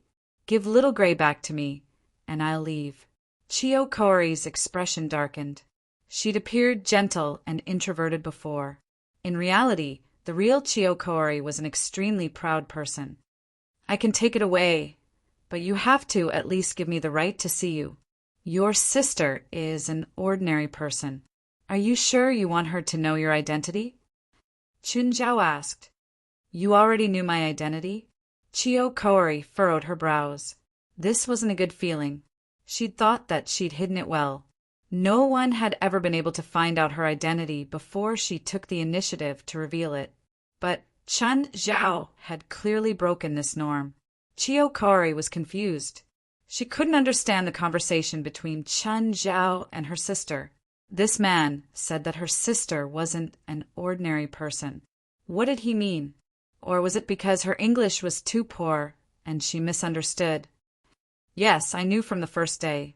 The light in the room started to show unstable voltage. Chiyo Kori seemed to want to fight Chen Zhao directly. Cough. Little girl, don't be too stubborn. You don't have any direct conflicts of interest with us. We might have some small misunderstandings before, but there's no need to turn against each other, right? West walked in and stood before Chiyo Kori. He picked up the medicine and turned to leave. Chiyo Kori realized that she couldn't move at all. She could only let the old foreigner walk around her, but she couldn't even move a finger. Miss Chiyo, we still need a guide. If you're interested, you're welcome to continue your previous work. Goodbye. Chiyo Kori's face turned red in anger. Chiyo Kori didn't break free until Chen Zhao and West left. Damn it! Chiyo Kori charged out of the room and chased after them, but when she rushed to the walkway, Chen Zhao, West, and the two skunk scythe had all disappeared. Sister, who exactly are those people? And they said that you're not an ordinary person. Who are you? None of your business, Chiyo Kori said with a dark expression. She didn't want her sister to get involved in supernatural events. 9 Heavens, Divine Emperor. Chapter 1721. After walking around that night, Chen Zhao felt the presence of monsters around him at least 10 times. He didn't know how chaotic Tokyo was right now, but he was sure that the government's head was about to explode. After returning to the hotel, Chen Zhao looked at Song and Sickle. I saved your brother. Where's the thing you promised me? Give it to me. Yao is still unconscious. The pouch is in his stomach. We can only take it out after he wakes up. Chen Zhao's face darkened. How big was the pouch? It was actually in his stomach. West, keep an eye on them. Don't let them escape. Yes, I'll have more watch them. West was also an old fox. It was better to let others do this. But he didn't have to watch them too closely. It was not an exaggeration to say that it was chaotic outside. The 3 of them weren't strong, but they weren't weak either. But they were afraid that someone would target them. It would be fine if it was a human. At worst, they would be captured and used as a shikigami, or they would be sealed. But if they were targeted by monsters, they might even be treated as snacks. Dad, where's the rat? Where's the big rat? Jerlin ran in again. Feilai followed behind, clearly not looking good. She was afraid of rats and hated them. Don't ask why. Jerlin had already run to Song and Sickle. She reached out to pull their tails. She didn't know what fear was. To Jerlin, she could play with all the big pets in the house. Rats could too. Standing beside Chen Zhao, Feilai whispered, if Jerlin says she wants to keep them, just kill them secretly. Anyway, they can't appear in our house. Song and Sickle shuddered. They were monsters. They'd heard Feilai's voice. Chen Zhao kicked Rhizome and Sickle. You understand English? We're over 300 years old. 3 of us is 900 years old. What one of us learns, the other can learn too. We have a few master's degrees alone. Do you think English is a problem for us? What are you so arrogant about? Chen Zhao sneered. I'll sacrifice you to the demon knife. Song and Sickle stopped talking. Chen Zhao's fist was bigger. Song, Sickle, and Yao were placed in an empty room. Little Jerlin didn't mind it at all. However, most of the people in the association couldn't stand living under the same roof as rats. Feilai usually gave Jerlin the impression that she was a loving mother, but when it came to rats, Jerlin couldn't help it. She, on the other hand, acted out of character. In any case, she did not allow little Jerlin to keep mice. Greenwood Plains Suicide Forest. Although this place was originally the world's holy land for suicide, However, there were still a small number of tourist groups that treated this place as a tourist attraction. But now, this place was completely off limits. Since 2 months ago, this place had been shrouded in mist. Several tourist groups had disappeared in the forest because of this. In fact, the forest of the Greenwood Plains had been completely surrounded. All the shrines had sent their elites to set up enchantments here. The Tokyo Grand Shrine's encampment was to the southeast of Aoki Plains Forest. 30 spiritualists set up a barrier here. The leader was a girl who looked like a high school student. In fact, she was a high school student and a candidate for the Grand Shrine of Tokyo. Nagasaka Reiko, the daughter of the monk Seiwa. She was also the granddaughter of Yoko Shirai. In Japan, most of the shrines were managed and passed down through the family inheritance method. Of course, normally, the shaman and the abbot were the leaders. One was in charge of internal affairs, while the other was in charge of external affairs. However, the two belonged to two completely different priesthood systems. One was Shinto, mainly serving the Tianjin gods who were led by the Amaterasu, great god. The other was Buddhist, of course, serving the Buddha. However, this kind of combination wasn't rare in Japanese shrines. Although there were religious conflicts in Japan, they weren't fierce. They would even merge with each other. The Tokyo Grand Shrine wasn't an exception. The shamans were like the spokespersons of God, so most of the time, their words represented the will of God. Some shrine shamans were specific. In order to maintain the purity of the bloodline, they would use intermarriage within the clan to give birth. Just like the Japanese royal family, the royal family in the past used intermarriage within the clan to ensure the purity of the bloodline. The Tokyo Grand Shrine didn't have such a requirement. For example, the current shaman, Yoko Shirai, was an outsider. However, Yoko Shirai herself was an extremely powerful spiritualist. Plus, she had an illustrious background and was also Zhang Tianyi's student. To put it bluntly, she was equivalent to returning from studying in the spiritual world. Therefore, it was only natural for her to marry into Changban and take over the position of shaman. Damn it, the miasma is expanding outward again. Nagasaka Reiko cursed. Retreat 1 kilometer. Although they had set up a barrier here to prevent the spread of the miasma, but the effect was not obvious. Miss, the miasma is growing especially fast this time. I'm afraid 1 kilometer is not enough. We have to retreat at least 5 kilometers. The one who spoke was Nagasaka Reiko's henchman. Every generation of shamans had their own henchmen and followers. It was similar to the change of government. Those in power would have their own leadership team. Of course, to subdue henchmen and followers, one needed enough ability and personal charm. Then retreat 5 kilometers. Nagasaka Reiko said with an ugly expression.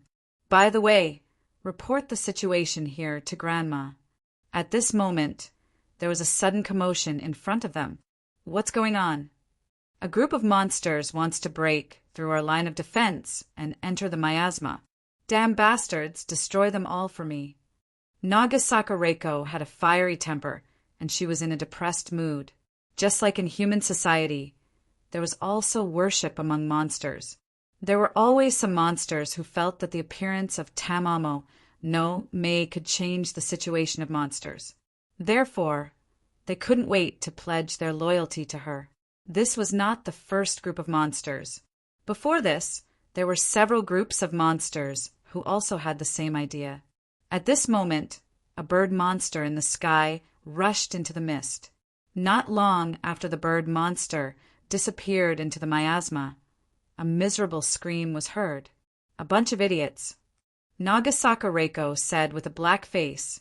These monsters also couldn't escape the misfortune of entering the miasma. They thought that they could hug the thigh, but in fact, they would only become nourishment for the stone of slaughter. Would Tamamo no Mei care about the loyalty of these ants? Obviously not. To him, these weak little monsters were no different from humans in essence. At this time, the miasma spread out a bit more. Nagasaka Reiko quickly retreated with her people. If they also fell into the miasma, it would be very troublesome.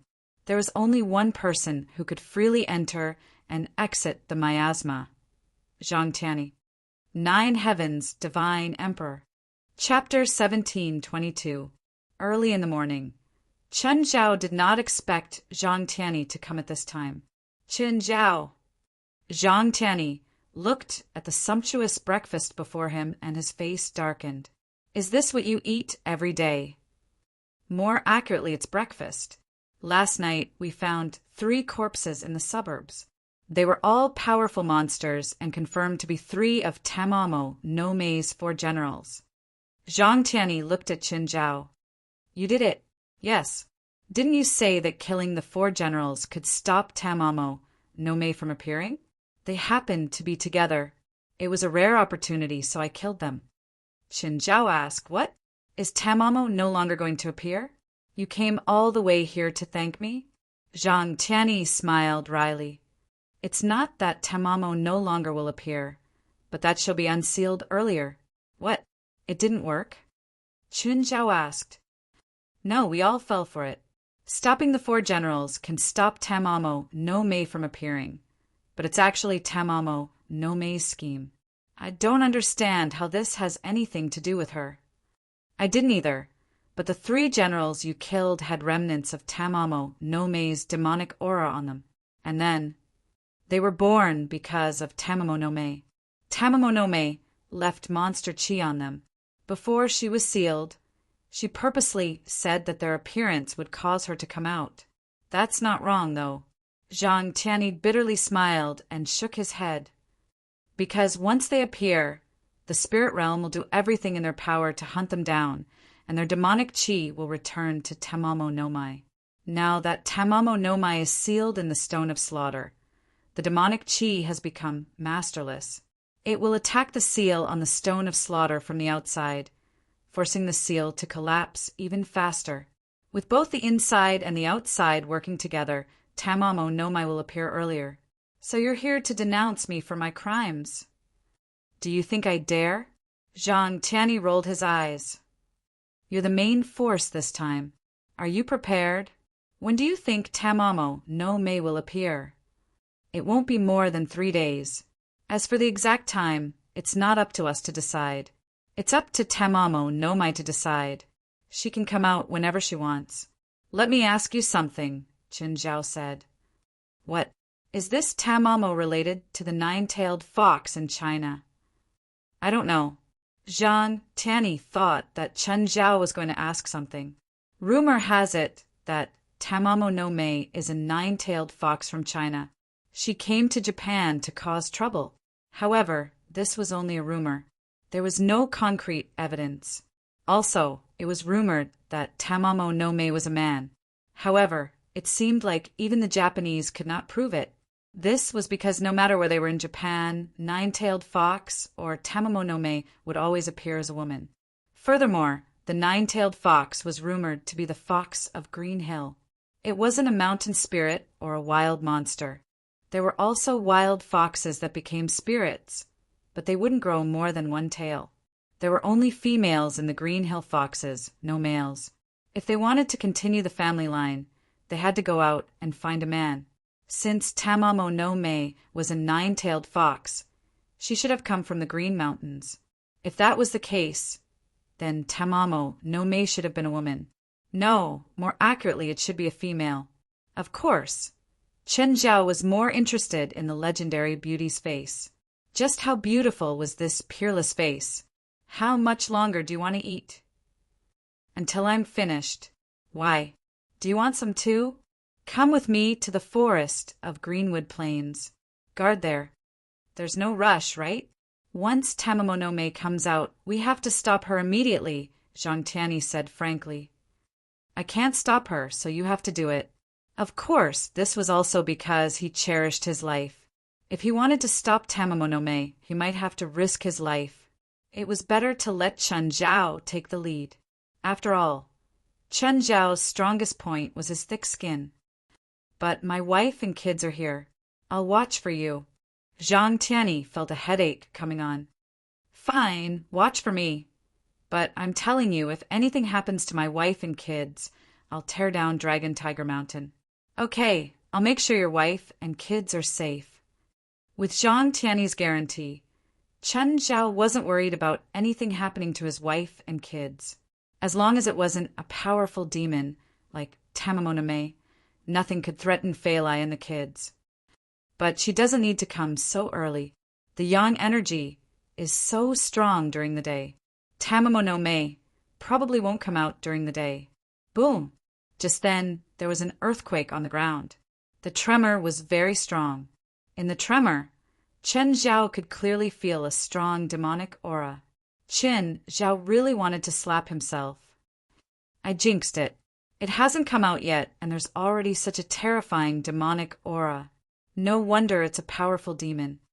I wonder if she's pretty. Chen Zhao started imagining Tamamonome's unparalleled beauty. I heard she's really pretty. She can mesmerize even the heavens. Zhang Tianyi started acting like an old man again. With a conflicted expression, he said, I suddenly want to go and see. The miasma is gone. What's going on? Why is the miasma gone? I don't know. During the earthquake, the miasma retreated a few kilometers. Nagasaka Reiko's expression was serious. I'm afraid that thing is going to come out. Just then, a group of people came from behind. Most of them were monk soldiers. Some of them were dressed like witches. The ones in the lead were Hikari Yoko and Holy Harmony. Grandma, Father, why are you here? That thing is going to appear. How can we not come? Hikari Yoko said seriously, Grandma, is Tamamonome really going to appear? Nagasaka Reiko's expression was complicated.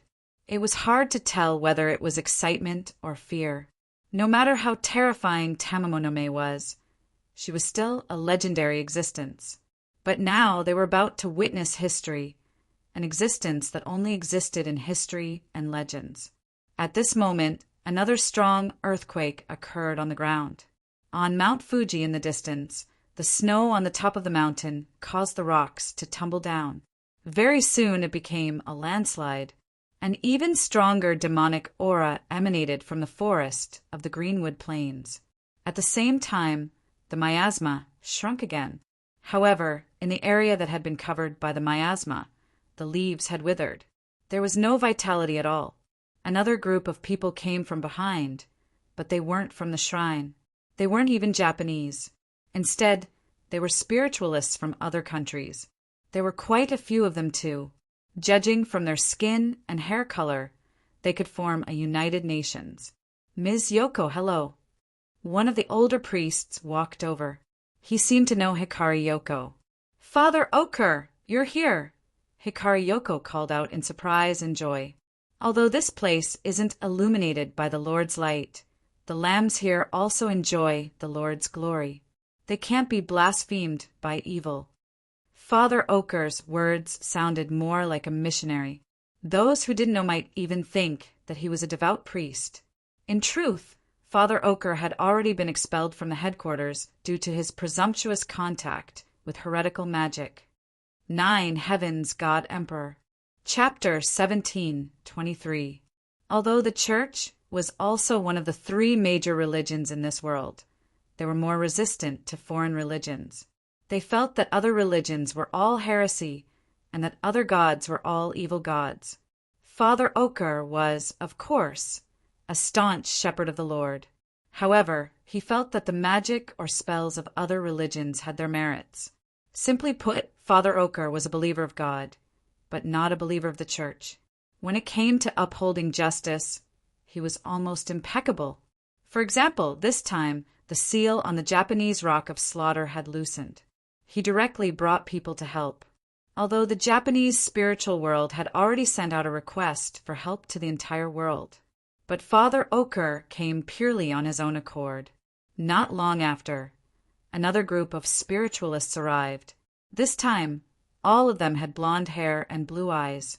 Vestana rubbed her nose. The place was filled with an unpleasant smell. She smelled demonic aura. Even though she wasn't a spiritualist, she still smelled demonic aura. The demonic aura here was so thick that even ordinary people could smell it. She and the psionic team already saw a large group of spiritualists in front of them. However, they didn't go up to greet them. This was her first time leading a team on a mission abroad. However, as soon as they arrived in Japan, the Japanese spiritual world sent out a request for help. This forced them to change their plans. Of course, this time in Japan, Vestana also realized the difference between a spiritual desert and a spiritual peak. During the first 2 days of her arrival, she was still somewhat proud. Then, she found a few Japanese spiritual organizations and communicated with them. The process was quite pleasant. After all, the Japanese paranormal organizations had treated them warmly after receiving the money. However, they didn't want to be treated warmly. They wanted to communicate. Of course, it wasn't that there was no communication at all. However, through this communication, Vestana felt similar to the feelings of the Chinese football fans. The other party also pointed out their shortcomings. For example, the members of the psionic team were too simple. Their individual strength couldn't be said to be very weak. They could only be considered average. However, when they teamed up for battle, their cooperation was almost non-existent. If it was a one-on-one battle, they could still fight back and forth. They could win 2 or 3 out of 10 battles. However, if it was a team battle, it was simply unsightly. The other party won almost every battle with an absolute advantage. They even won with 0 casualties. Vestana made up her mind to look for an Eastern instructor when she returned. With enough money, he would definitely be able to find a powerful instructor Dongfang. Miss Vestana, the man in front seems to be waving at us, Britt said. Vestana looked ahead and saw a man dressed like a priest waving at them from the crowd in front of them. Vestana stepped forward and greeted the priest. "Hello, how can I help you?" "You're an ordinary person? Or are you so strong that I can no longer tell how strong you are?" Father Ochre asked. "Hello, Father. I am an ordinary person." "Ordinary people? All right, call your men over." Father Oak said. He did not ask why a normal person like Vestana would join in the fun. Everyone has their own reasons. He would not interfere with other people's decisions. "Call my people over? What for?" "Little girl, Father Ochre has the reputation of being the #1 saint in Northern Europe. He called your people over to give them blessings," Ryoko said. "Oh, please wait a moment," Vestana called the psionic team over. "All of you, stand over there and gather together." Father Ochre ordered the psionic team members to stand together with the people from Tokyo Grand Shrine. After the 2 sides stood together, Father Ochre activated his magic. Holy light. Father Ochre let out a resonant shout. In an instant, a ball of holy energy appeared above the heads of the dozens of people. The holy light enveloped everyone, and everyone felt their bodies were filled with power. Even Vestana felt her body was filled with power, and her spirit was at its peak. "Miss Yoko, do you want a blessing?" "No need for that. You should save your mana for a direct confrontation with Tamamo no Mei," Ryoko said. The 2 of them were evenly matched. If Father Ochre gave her a blessing, half of Father Ochre's mana would be used up, while Ryoko might not be able to increase her strength by even half. So in comparison, it was a bit of a loss. "All right, if you need anything, you can ask me any time," Father Ochre said generously. At this time, more and more people arrived. There were already 200 to 300 people gathered here, and the number was still increasing. Some were excited, while others had a serious expression. There were so many psychics from all over the world, including many experts. This was also one of the gathering points. The other gathering points of Aoki Plain also had quite a lot of people. Preliminary estimation, there were at least 2,000 psychics from all over the world. "Kaori, there are quite a lot of people here," Sakurako exclaimed.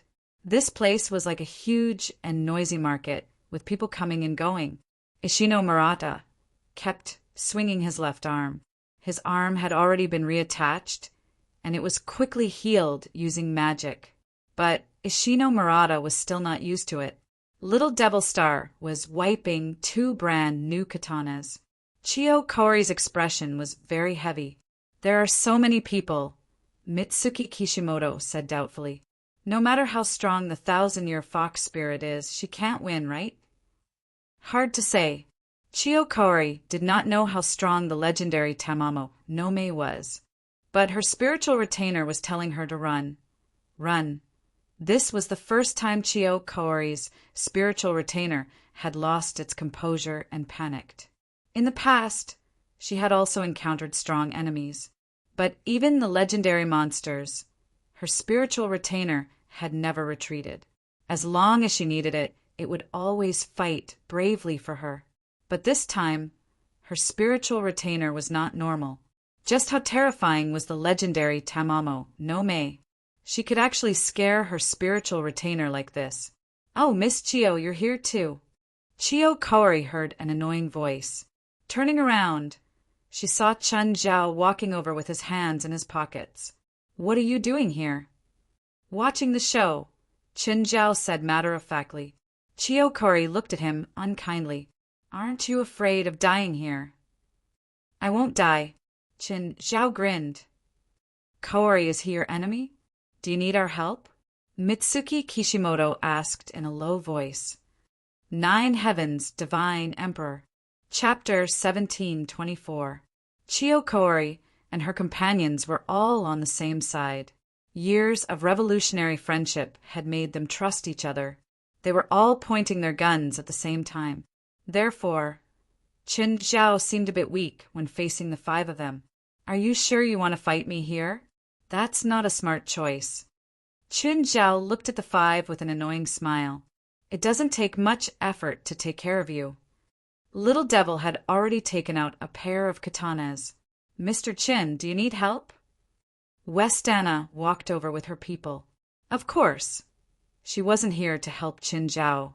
She was here to watch the show. She didn't know how strong these Japanese spiritualists were. It would be great if they could teach Chen Zhao an unforgettable lesson. However, she had clearly underestimated Chen Zhao's shamelessness. Of course. I'm glad you came to help me. Thank you so much. I'll leave them to you, Chen Zhao said decisively. Westana and the members of the psionic ability team were all unhappy. Very unhappy. Rumble. Just then, there was another earthquake. This time, it was much stronger than before. Many people couldn't stand still. To the Japanese, they had long since gotten used to this feeling of being shaken at the slightest provocation. But foreigners might not be used to it. The miasma had shrunk even more. The demonic aura in the air was much thicker. However, this earthquake gave Vestana an excuse to get away. We should fight against the evil monsters together instead of wasting our power on internal fights, Westana said righteously. Of course, if you insist on fighting, we won't interfere, Vestana said sternly. Chen Zhao couldn't help but give her the middle finger. Fuck, that pitiful university student had become so cunning. Were all politicians so shameless? Chen Zhao didn't think that he had also become the kind of people he hated the most, rich people. At this moment, the sky began to darken. At this moment, everyone present could not help but look up. Solar eclipse. Chen Zhao frowned. Was this a coincidence? No matter how strong Tamamo was, she couldn't change the trajectory of the celestial bodies. If she was really strong enough to change the stars, then Chen Zhao had to admit that he lost. In that case, he had to admit that he had lost. The probability of people seeing a total solar eclipse was much lower than a lunar eclipse. The lunar eclipse could be seen by half of the people on Earth. However, because the moon blocked the sun during a total solar eclipse, the moon's shadow was visible during a total solar eclipse. Through the moon's shadow, it was reflected on Earth with a diameter of more than 100 kilometers. In other words, when a solar eclipse occurs, only people within a radius of more than 100 kilometers will be able to see the total solar eclipse. People outside this area could only see a partial solar eclipse at most. Therefore, Chen Zhao felt that the probability of this coincidence was too low. But it really happened. there was another possibility. Tamamo no May had already calculated the time of the eclipse. The shadow was slowly eroding towards the sun. Gradually, the entire land was plunged into darkness. When the sun was completely covered, the outer corona could still be seen. However, the corona did not last long. The moment the shadow completely enveloped the corona, true darkness descended. Hoo! A gust of wind blew through the center of the greenwood plain. Everyone's heart skipped a beat. Everyone knew that a peerless demon had been born. A huge figure the size of a small mountain appeared in the center of the greenwood plain. Chun Zhao looked over. It was a body even larger than Amanda Didier. A nine-tailed demon fox.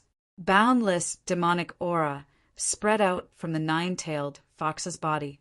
The trees around Chun Zhao were blown down by the wind. Then an even more shocking scene appeared. Mount Fuji erupted without warning. Crimson magma and volcanic ash burst out and soared into the sky. The sky was immediately covered by volcanic ash. It was too fast. Before the eclipse was over, the volcanic ash had already covered the sky. At that moment, be it the Japanese, spiritualists, or the reinforcements, they were all stunned by this shocking scene. Was this the phenomenon caused by the appearance of a peerless demon? Formation! Yoko Hakui, who was at the front, yelled. The people from the Tokyo Grand Shrine formed a huge formation. The outermost were the monk soldiers. In the center were the 5 witches. Yoko Hakui stood in the center and took a golden bow from her shoulder. Wheat ears were carved on both sides of the bow. The bowstring seemed to be made of hemp. Chun Zhao looked at the Tokyo Grand Shrine's formation. He didn't understand formations, but it didn't stop him from observing the flow of magical power. All the monk soldiers and witches poured magical power into Yoko Hakui at the same time. Yoko Hakui slowly pulled the bowstring. There were no arrows on the bowstring. However, Hakui Yoko had condensed the purest mana into a golden arrow. Just then, the huge 9-tailed fox noticed the commotion, but he didn't stop it. Instead, he watched the Tokyo Grand Shrine form the formation, and Yoko Hakui pull the bow. Suddenly, 2 huge nets appeared on both sides of the 9-tailed fox. The nets rose from the left and right sides and merged into an even larger net, covering the 9-tailed fox. This was a premeditated ambush from the shrines on both sides. Yoko Hakui's eyes flashed, and she released the bowstring. The golden arrow turned into a beam of light and shot toward the 9-tailed fox. Whoosh! Wherever the golden arrow passed, the forest was split open. That was an indescribable arrow that carried with it a mighty force that could destroy anything. The 9-tailed fox lowered its head and suddenly opened its mouth. Roar! In an instant, the roar erupted like a monstrous wave. The golden arrow disappeared before it could even touch the 9-tailed fox. The trees in front of the 9-tailed fox were uprooted. The area within a few kilometers had become a barren wasteland. Not a single blade of grass could be seen. Everyone in the vicinity had already disappeared. The Tokyo Grand Shrine's formation also collapsed. The dozen monk soldiers didn't even have a complete corpse. The witches in the inner circle all spat out a mouthful of blood. Hikari Yoko's face showed a hint of decline, and her body was on the verge of collapse. The 9-tailed fox's 9 tails slapped the ground heavily. In an instant, the ground within a radius of several kilometers began to crack. The cracks spread like a spider web. Many spiritualists fell into the cracks. Everyone was shocked by the scene. This is Tamamo no Mae? Vestana's face was filled with shock. This monster. Could humans really fight against it? God Emperor of the 9 Heavens. Chapter 1725. Following that, the dark clouds in the sky rumbled, and rocks carrying scorching lava fell from the sky, just like a meteor shower if they were separated by a screen. If it was through a screen, it would definitely be a beautiful scene. However, when one was personally there, one would experience a hellish feeling. Chiyokuri looked at the falling rocks. This is the end of the world. This was a battle that couldn't go on. What they were facing wasn't a real monster at all. It was nature. They weren't thinking about how to defeat Tamamo. They were thinking about how to survive. Hundreds of spiritualists had died in the earth-shattering battle. The others were just struggling to survive. Chiyo Kaori, Little Devil, Kishimoto Mitsuki Murata Ishino, and Sakurako wanted to escape. But the ground in front of them had cracked into an island. They were trapped on a piece of land that was less than 30 square meters. There was a bottomless chasm around them. Chun Zhao also looked at the collapsing sky and earth. He couldn't help but exclaim, amazing, unimaginably powerful, whether Chun Zhao was willing to admit it or not. The power of the fox demon was beyond his imagination. At this time, Yoko and the people from Tokyo Grand Shrine once again formed a formation. They knew the difference in power was too great, but they still didn't plan to retreat, because they knew that they couldn't retreat. They were less than 200 kilometers away from Tokyo. Once the nine-tailed fox approached Tokyo, the casualties wouldn't be dozens or hundreds. It would be tens or hundreds of thousands of people. To be honest, Qin Zhao quite admired them. Putting aside the historical and political issues, this was the first time, no matter which country, they all had their own noble people. Confrontation. A huge confrontation. Rune rose and hit the nine-tailed fox's head. The nine-tailed fox shrieked in pain. The nine-tailed fox waved its tails, shaking the earth. In the distance, another rune rose in the forest of Aoki Plain. It was the Bing rune. The rune slammed heavily onto the nine-tailed fox's body. The nine-tailed fox raised its head and howled. Another fighting rune rose. Then it was Jia, Jia, Zhan, Lai Zai Qian. The 9 words mantra was a Chinese Taoist mantra spell. It was also known as the 6 Jia secret blessing. It came from the 17th volume of Biopoesy, the 5th paragraph. However, the 9 words of Sanskrit was only known to people because it was mentioned in Japanese anime. In fact, the 9 secret words were pure Taoist incantations. The different word orders of the 9 secret words would produce different effects. If they were arranged in order, it would be the holy word. Writing it normally could dispel nightmares and ward off ghosts and evil spirits.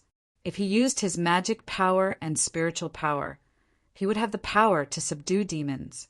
Now, the 9 shrines were working together to form the Great Array of Truth.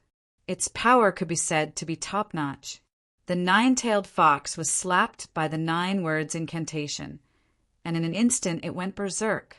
9-tailed fox's front paw slammed heavily on the ground. In an instant, a giant claw burning with black flames descended from the sky. The members of the 9 shrines started chanting loudly. The 9 secret words regrouped and turned into a giant golden palm, rising from the bottom. It happened to collide head-on with the giant claw burning with black flames. Bang! A terrifying power rippled in the air. The giant golden palm suddenly turned into specks of starlight. The giant claw that was burning with black flames was still unscathed as it landed on the ground. The impact brought with it black flames, which spread in all directions. The first to bear the brunt of the impact was the array formed by the 9 shrines. Under the impact, it was almost non-existent. The great array of truth collapsed instantly. The spiritualists who were trapped here watched the battle that was like a battle between gods. Everyone was deeply shocked by this. Some people managed to escape, but only a few. More than half of them had died in the earth-shattering battle when the 9-tailed fox was born. Many others died in the battle between the 9-tailed fox and the 9 shrines. Right now, the 9 shrines also suffered heavy casualties. The black flames couldn't be extinguished once they touched a person. It was foxfire. Legend had it that it could burn anything. Only the rain of Green Hill could extinguish foxfire. Qin Zhao walked up to Hikari Yoko. Hikari Yoko lay on the ground weakly. Her son, Seiwa, had already been reduced to ashes in the first wave of impact. She had a chance to protect herself. After all, everyone in the Tokyo Shrine had focused their magic on her. She couldn't say that she could fight against the nine-tailed fox, but she could protect herself. But she had to protect her granddaughter, Nagasaka Reiko. She used most of her magic to protect Nagasaka Reiko. Now she was heavily injured. Nagasaka Reiko hugged Hikari Yoko. "Ms. Yoko, you don't look good." Hikari Yoko raised her head slightly and looked at him weakly. "Mr. Chin, why are you here?" "That's strange. Is it hard to understand why I'm here?" "I thought you left already," Hikari Yoko said honestly. She'd seen his power, so it was definitely possible that he'd escaped. Hikari Yoko looked up at the nine-tailed fox. "Teacher, why isn't Teacher here? Teacher, where are you?" Hikari Yoko yelled in grief. She felt that only Zhang Tianyi could turn the situation around. But to her disappointment, Zhang Tianyi didn't appear. Her yell attracted the nine-tailed fox's attention. Nine-tailed fox didn't forget Hikari Yoko. She'd been causing trouble for her ever since she came out of the Stone of Slaughter. Nine-tailed fox's bloody mouth descended from the sky, biting at Hikari Yoko and Nagasaka Reiko. Chen Zhao lifted his foot and kicked Nine-tailed fox's head. Nine-tailed fox took a step back in pain. "Can you show some respect?" Hikari Yoko, Nagasaka Reiko, and Chiyokori, and the others behind all had stiff expressions. Wasn't this guy a bit too daring? Facing the nine-tailed fox, who had the power to destroy the world, he didn't retreat at all, nor was he timid at all. Nine-tailed fox lowered her head again and looked at Qin Zhao up close. Qin Zhao just stood there. He didn't attack or retreat. He was less than 10 meters away from Nine-tailed Fox. They looked at each other, even though Nine-tailed Fox's gaze was all focused on Qin Zhao. But Hikari Yoko and the others felt endless fear. Even though it was just a gaze, it still gave them a huge sense of pressure. "Who are you?" Nine-tailed Fox finally said, "I heard that you're a peerless beauty, so I came to see if it's true and see if I can kill you," Qin Zhao said. "Change into your human form. Let me see if you live up to the title of peerless beauty." Everyone broke out in a cold sweat. They'd never seen such a bold person before. Who was that? It was the legendary world-destroying demon. Qin Zhao actually spoke to her in such a tone. Nine Heavens, Divine Emperor. Chapter 1726. The nine-tailed fox was gone. A woman walked out of the black fire. She was barefoot and had long legs. She wore a light muslin dress with a low collar. Her breasts were faintly discernible. Although her figure was not exaggerated to the point of exploding, it gave people a feeling that it was just right. Of course, to use the most popular saying, that pair of long legs could be played for a year. Her face was like jade. She was breathtakingly beautiful and had a hint of feminine charm. Her hair reached her waist, and she wore a pair of white jade bracelets on her arms. Her hands were slender as if they didn't have any bones. Of course, the most eye-catching thing was the 9 furry tails on her back. What do you think? What do I look like? Tamamonome stood before everyone and stared at Qin Zhao. "Beautiful," Qin Zhao said honestly.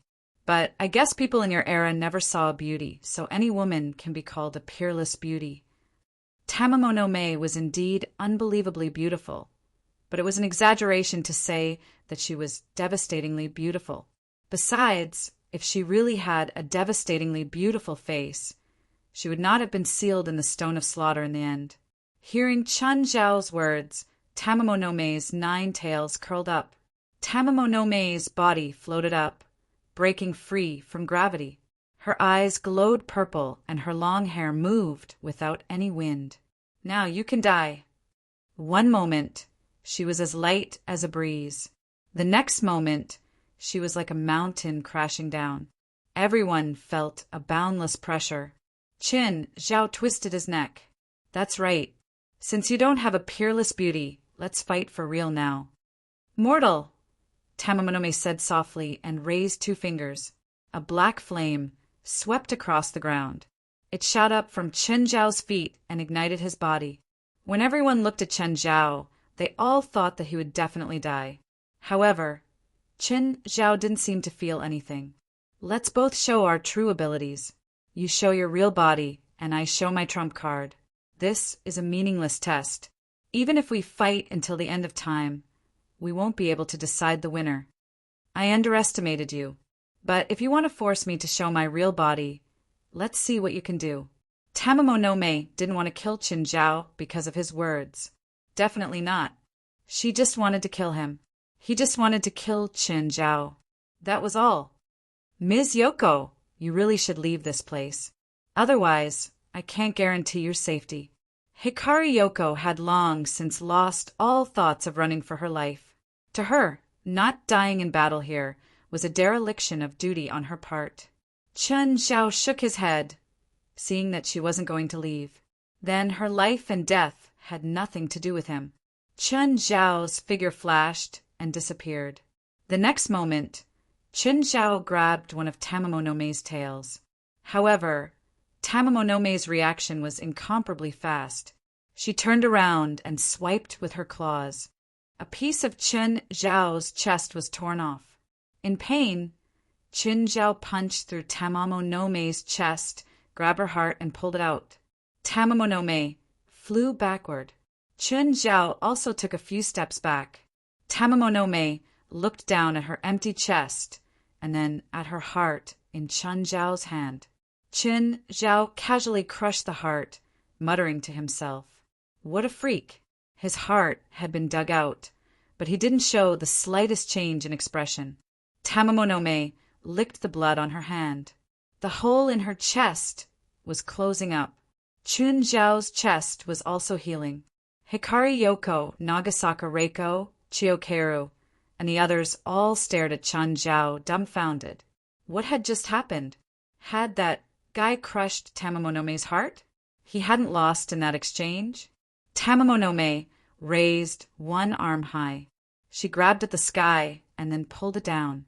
The dark clouds in the sky suddenly seemed to be ignited. All the dark clouds in the sky turned red. Then, stones that had been ignited fell from the sky at a super high speed. They had accurately locked onto Chen Zhao's position. Fist shadows. Chen Zhao waved his fists that filled the sky. The stones that had been ignited were shattered 100 meters in the air. Everyone sucked in a breath of cold air again. So powerful. Everyone had seen Tamamonome's strength. Therefore, they were already used to it. But Chen Zhao was actually on par with Tamamonome. He wasn't any weaker than Tamamonome. This made them turn pale with fright. "Is that all you've got?" Chen Zhao smiled at Tamamonome. "If you don't use your real body, I'll really kill you." "That's all?" Tamamonome waved her 9 tails. Behind her, a large amount of miasma appeared. Then, Tamamonome's clones appeared in the miasma. 10, 100, 1,000, 10,000, there were countless clones. Some were flying in the air, while others were standing on the ground. They were all in different poses and had extraordinary auras. What do you think of this? Hikari Yoko's face was pale. Nagasaka Reiko was shaking in fear. No matter how strong Chen Zhao was, he was just one person. But Tamamonome could have thousands of clones. How could they fight? They couldn't win at all. A great demon was indeed a great demon. Every single one of his methods was so shocking. Any spell could shock the world. Chen Zhao lifted his arm and pointed at Tamamonome. 7,000 stone swords appeared in the sky above Chen Zhao. Each stone sword radiated with a piercing, murderous intent. The moment Chen Zhao's move appeared, everyone's expressions froze. Disbelief was written all over their faces. Tamamonome's thousands of clones faced Chen Zhao's thousands of flying swords. Was this man the legendary Huaxia sword immortal? Right now, Chen Zhao could control 7,000 stone swords even without using his clones. He could even control more stone swords. Tamamonome's real body narrowed its eyes. I can't believe humans nowadays have such powers. I'll take your words as a compliment. Chen Zhao smiled at Tamamonome. You're too happy too early. Go. Tens of thousands of Tamamonome's clones pounced at Qin Zhao or cast spells in the air. Qin Zhao ignored the spells. Standing where he was, he pushed his arms forward. The stone swords turned into a storm of blades, sweeping toward Tamamonome's army. Tamamonome was strong, but she couldn't be stronger than Old Turtle. Her clones weren't clones either. Each one only had 1% of her original strength. They touched the stone swords, or even the slightest bit of sword aura, and instantly turned into smoke. Everyone's faces were filled with horror. Bai Ryuko had thought that Qin Zhao was Zhang Tianyi's junior. So what if he was talented? But now, she realized that Qin Zhao wasn't just talented. Qin Zhao wasn't just talented. His peers had nowhere to go. Even her teacher, Zhang Tianyi, probably couldn't compare to Qin Zhao. Could it be that the supernatural world of Huaxiao was already this powerful? An unknown young man actually had such strength. Ju Tian, Divine Emperor. Chapter 1727. Chiyo and the others were even more shocked. Little Devil turned his head and looked at Chiyo Kaori. Kaori, how big is your grudge against him? The other three also looked at Chiyo Kaori. Everyone was feeling bitter. They also wanted to know how big the grudge was between Chen Zhao and Chiyo Kaori. In other words, let's not take revenge. How can we take revenge? Chiyo Kaori was also desperate. According to her script, Chen Zhao was supposed to be an arrogant spiritualist. He bullied his sister with his strength. Then, as a genius spiritualist, she would find out and teach Chen Zhao a lesson. She would let him know that his sister wasn't easy to bully. But now she suddenly realized, this bastard who liked to bully ordinary people and minors was actually the big boss. To be honest, if Chen Zhao and Tamamo continued fighting like this, they would most likely die of boredom. Chen Zhao couldn't kill Tamamo's clones, but they couldn't outlast Chen Zhao's 7,000 flying swords either. Chen Zhao stopped and put away the 7,000 stone swords. Tamamo didn't summon more clones either. Tamamo narrowed her eyes at Qin Zhao. Qin Zhao also stared at Tamamo. Looks like normal methods can't kill you. Tamamo finally confirmed that Chen Zhao was indeed qualified to make her reveal her true form. Instantly, 100 times more demonic aura exploded from Tamamo's body. Tamamo revealed her nine-tailed, true form again. Her true form was like a small mountain. Even though she had no aura, she could still bring immense pressure. Chen Zhao turned around and looked at Yoko and the others. Are you sure you're not going to run? Yoko Hikari finally confirmed that this was their last chance. She hadn't run before because she didn't think they had a chance. Now she understood that if they got involved in Chen Zhao and Tamamo's fight, then they would really have no hope. Let's go! Nagasaka Reiko supported Yoko. Chiyo Kaori and the other four were trapped on an isolated rock. They wanted to run, but they couldn't. Qin Zhao glanced at the five. Dark lava shot out instantly, wrapping around Chiyo Tsutomu and the others. Then he tossed them into the crack. At first, the five thought that Chen Zhao was going to deal with them. It wasn't until he landed that he understood Chen Zhao's intentions. The five people looked at each other, and Chiyo Kaori said in a low voice, "Let's go."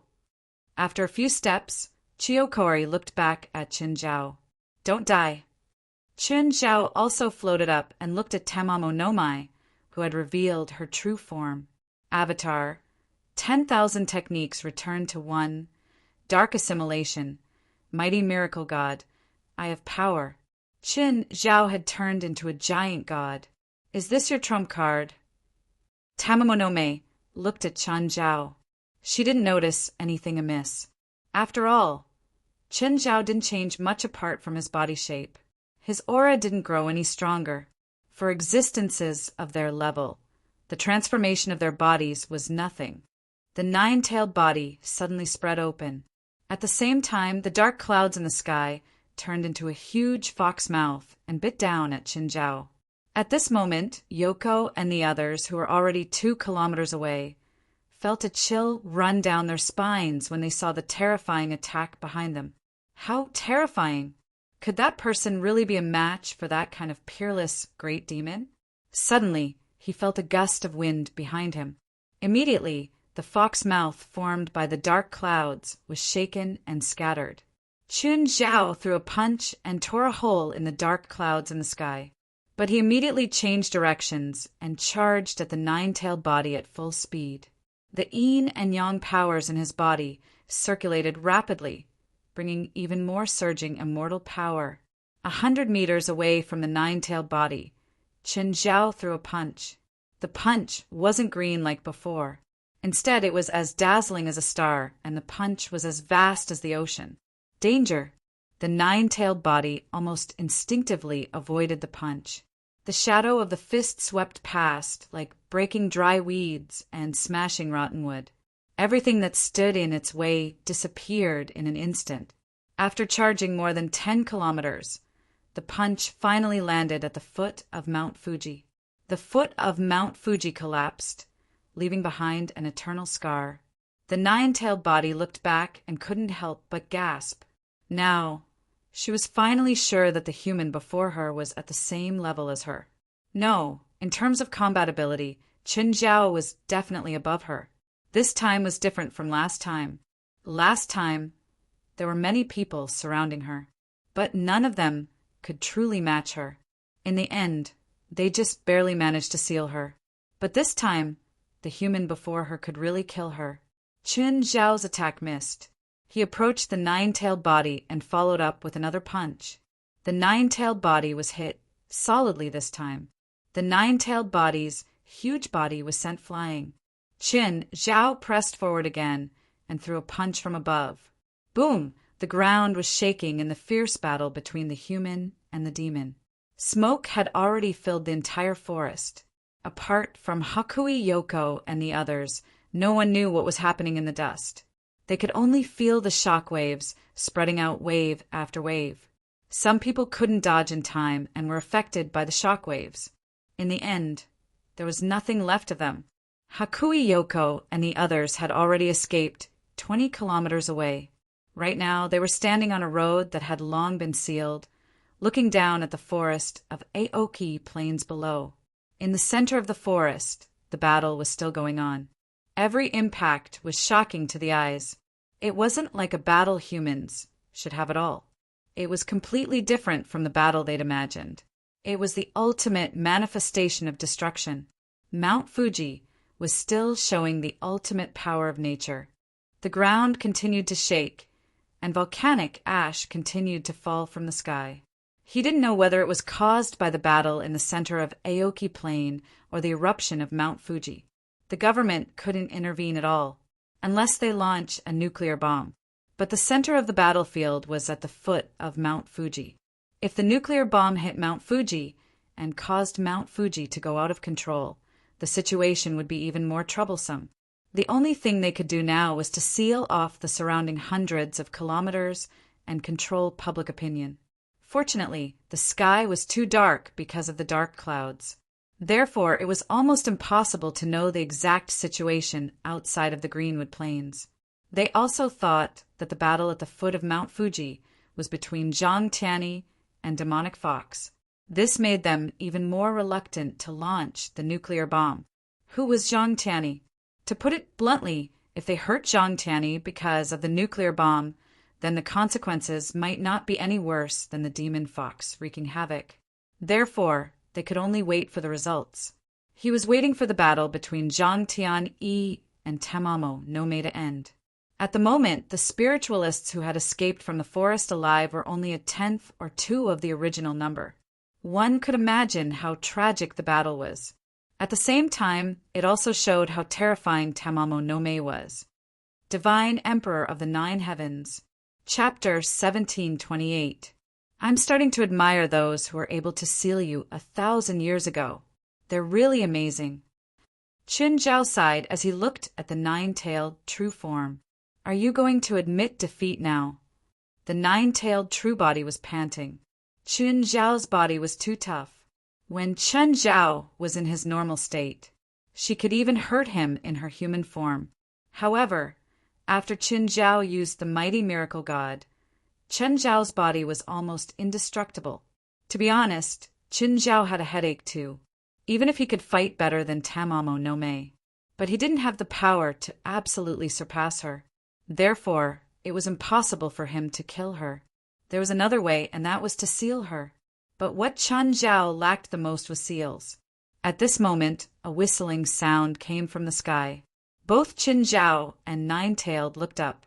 They were 3 F-22 fighter jets, probably from the U.S. military. Tamamo no Mei stretched out her claws and clawed at him from a distance of more than 10 kilometers. The dark cloud turned into a giant claw and grabbed the 3 American fighter jets. Boom, boom, boom. Tamamo no Mei looked at him. Do you still want to fight? Let's fight for a while longer, Chen Zhao said honestly. If there's really no other way, we'll go home and find our own mothers. Chen Zhao could only give it a try to live up to the Japanese government's pay. Chen Zhao couldn't really risk his life. Actually, in this battle, Chen Zhao and Tamamo had more or less figured out each other's strength. In terms of destructive power and area of effect attacks, Tamamo no Mei was truly amazing. It was impossible for her to sink Japan, but given enough time, she might really be able to flatten the entire Japan. Of course, if that really happened, a nuclear strike would probably come down. But in terms of single target damage, Tamamo no Mei was much weaker than Chen Zhao. All of Tamamo no Mei's attacks were useless against Chen Zhao's body. That was why Tamamo no Mei was having a headache. He took out the black trident. Tamamo no Mei's hair stood on end. I'm a little tired. Let's fight another day. Tamamo no Mei's figure suddenly turned into a ray of light. His speed was so fast that it made one's hair stand on end. Even Chen Zhao couldn't catch up. Chen Zhao was dumbfounded. Why did he suddenly run? Wait, she's afraid of my weapon? The black trident had been modified by Old Turtle. Other than feeling heavy, Chen Zhao didn't feel anything else. However, he was able to scare Tamamo no Mei away. Could this thing really kill her? Chen Zhao silently put away the black trident. He took out his phone. Hello, Mr. Zhang, it's over. What do you think? He won? Or did you lose? Tamamo no Mei ran away. Ran away. I can't kill her. I used everything I had, but couldn't do anything to her. She's almost immortal now. He didn't explain the actual situation. After all, it was better to be cautious. Chen Zhao and Zhang Tianyi weren't that close. All right, it's not our country's business anyway. After this, I'm even with the Japanese government. Zhang Tianyi didn't care about that. If he could kill them all, that would naturally be the best. Since he couldn't kill it, there was nothing he could do. The next day, the entire world was flooded by a piece of news. Japan's Mount Fuji, which had been asleep for 300 years, erupted. Tokyo was almost submerged in volcanic ash. This disaster also caused a lot of casualties. Of course, under the Japanese government's deliberate push. Other news did not have much of an impact. That night, Tamamo no Mei's appearance wasn't completely unknown.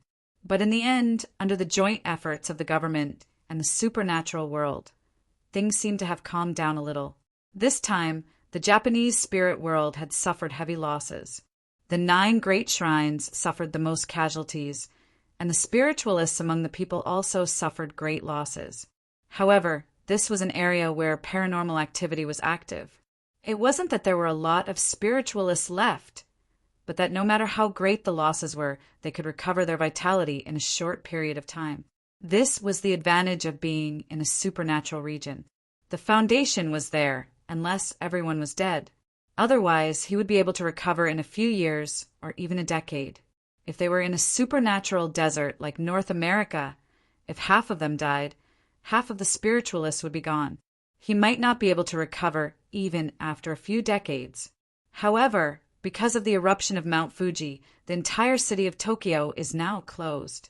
Because of the volcanic ash falling with the rain, as long as they went out, their faces would be covered in dirt.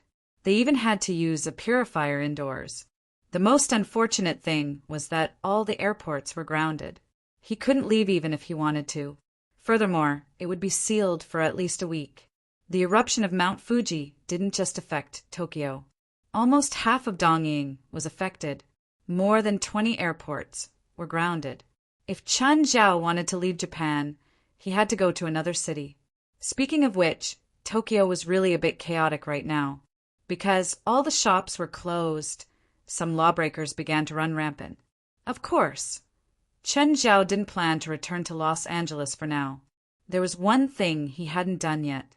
3 days later, Zhang Tianyi was going to return the Yasukuni no Magatama to the Japanese royal family. Zhang Tianyi had already forged an Yasukuni no Magatama. Chen Zhao had seen it before, so he could definitely pass it off as the real one. President, Tokyo Grand, which Yoko from the Grand Shrine is here to visit, West said, running to Qin Zhao. Invite her in, Qin Zhao said. Yoko came with Nagasaka Reiko. Both of them were wearing traditional witch attire. Their attitudes were even more humble and respectful. Mr. Chen, hello. Yoko looked old. It seemed like she'd been under a lot of pressure in the past 2 days, but it was understandable. Her son, Seiwa, had died. Tokyo Grand Shrine had suffered heavy losses. Nagasaka Reiko wore a white flower on her head, representing her family's funeral. This was similar to the Chinese tradition. Nagasaka Reiko's attitude was also more humble. She even seemed a bit fearful. Hello, Ms. Yoko. How may I help you? I heard from my teacher that Mr. Chen is the president of the Supernatural Organization of North America. Reiko is going to study in Los Angeles this year, so I'd like to ask Mr. Chen to take care of her. Of course. I also hope that you can take her in so she can contribute to the organization. Chen Zhao looked at West. West said, Ms. Yoko, there are already a lot of people in the organization. We don't plan on taking in more people in the short term. Of course. It's our duty to take care of Ms. Yoko. After all, Los Angeles is under our jurisdiction. West's words were very professional. He seemed to be amiable, but in reality, he was saying that they didn't want her. Los Angeles was their territory.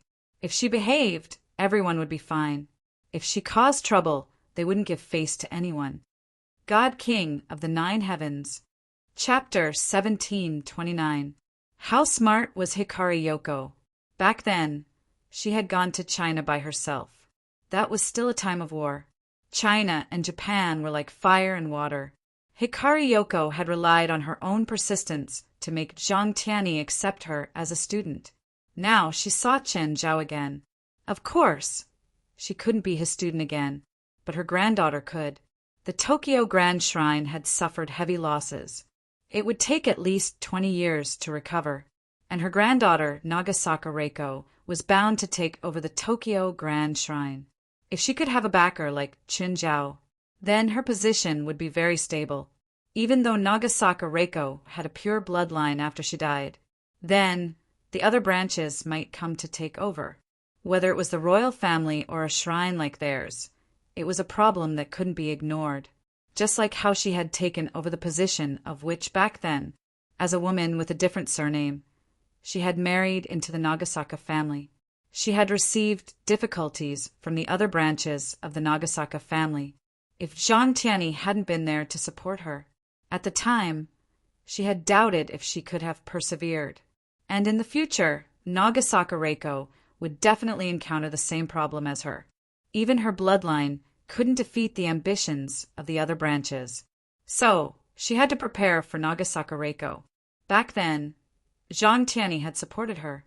But after she died and Nagasaka Reiko took over as Magus, Zhang Tianyi had no reason to appear. So, finding a strong backer for Nagasaka Reiko had become a top priority. Without a doubt, Chen Zhao was the best candidate. Mr. Qin, you might not believe it, but Reiko is Dong Ye Tianqi's niece. Huh. They're that close? Chen Zhao hadn't expected this. If that was the case, he could consider accepting Nagasaka Reiko. The association had always been generous to their own people. Dongya Tianqi had joined the association later, but no matter what, he was still one of them. Yes, Dongya Tianqi is my nephew. So, according to kinship, he's also Reiko's uncle. There was a huge difference between a nephew and a nephew. The nephew should be the child of by Ri Yoko's cousin, which was already a different surname. Moreover, Nagasaka Reiko's surname wasn't Hikari, so the blood difference was even greater. Their bloodline was 6 or 7 generations apart. Were they considered relatives? It wouldn't be a problem if the two families were close. But if the two families didn't have any contact with each other, what kind of relatives were they? Of course, Qin Zhao still had to ask for Dongya Tianqi's opinion. West, call Higashino Tianqi over.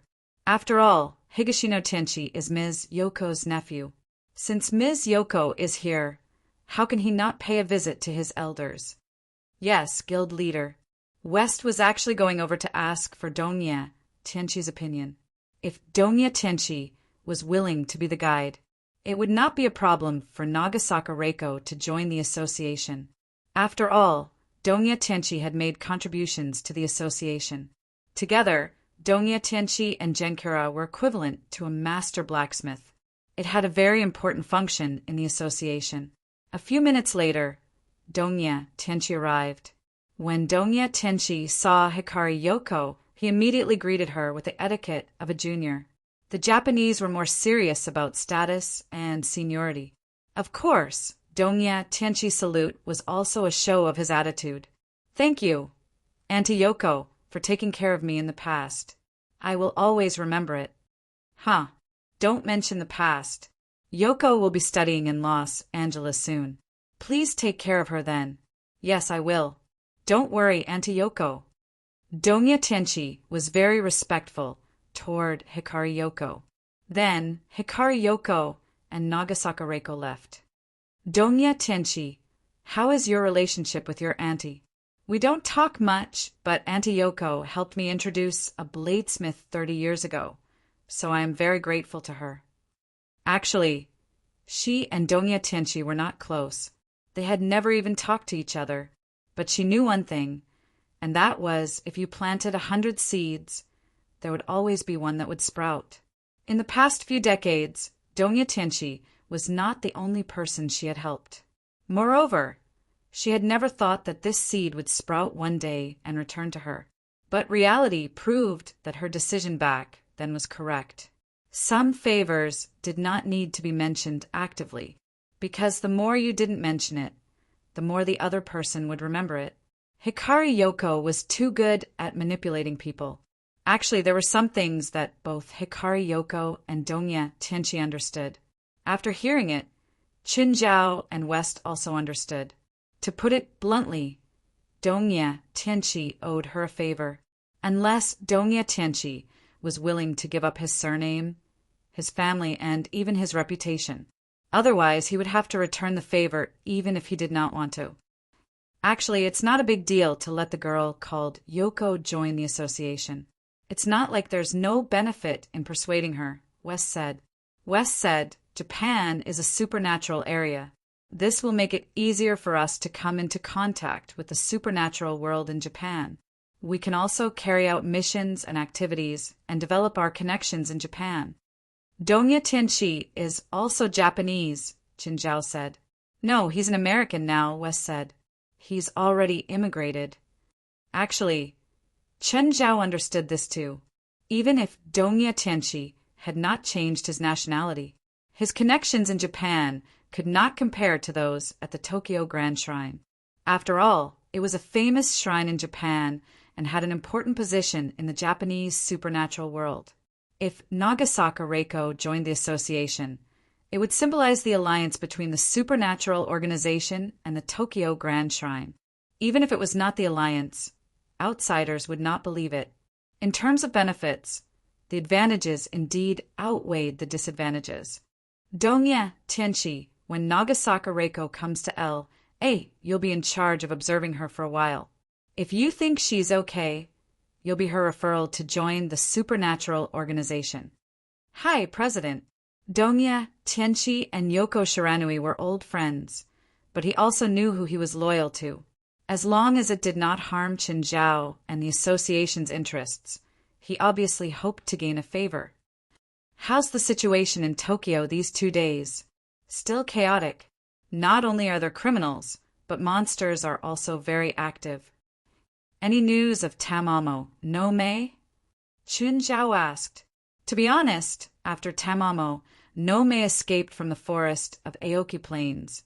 It was basically impossible to destroy her. From now on, Tamamo, no Mei could fly as high as she wanted. Even if Tamamo, no Mei appeared before Qin Zhao now, he could not fight her in the city. Unless Qin Zhao did not care about the consequences and destroyed Tokyo. Both he and Tamamo, no Mei had the destructive power of nuclear weapons. If they fought, the world would collapse. Chapter 1730. President, the kid you bullied the other day, seems to be here. Have I bullied kids recently? West turned his head away, not wanting to continue talking to Qin Zhao. Kaori, why are you here? Feilai and Portia were very happy to see Chiyo Kaori. However, they turned to look at Chiyo Tsukasa. Is she your sister? You two look alike. Yes, she's my sister, Knight. Chiyo Kaori nodded. Chiyo Kaori now knew exactly what had happened. Of course, if it was someone else, she would still maintain her attitude. But now, she had to lower her head before Qin Zhao, because she didn't know whether Qin Zhao had let it go or not. If Qin Zhao still hated her sister, even she couldn't protect Chiyo Tsukasa. So, she had to bring Chiyo Tsukasa here to apologize. Is Mr. Qin here? You're looking for Qin. Yes, Knight did something wrong, so I need to bring her here to apologize to Mr. Qin. It's okay, Feilai said, smiling. He won't argue with kids. Chiyo Tsukasa lowered her head. She'd been threatened by Chiyo Kaori for the entire night. As a 16-year-old girl, she'd been terrified. Chiyo Kaori brought her to every room on this floor. Some rooms were open, and she saw a few familiar figures. They were all people she'd seen that day. She felt that the entire hotel had been taken over by gangsters. Miss Chiyo, why are you here?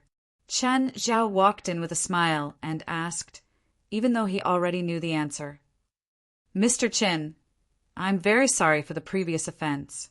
I brought Knight here to apologize. Didn't you want to teach me a lesson 2 days ago? Qin, don't make things difficult for Kaori.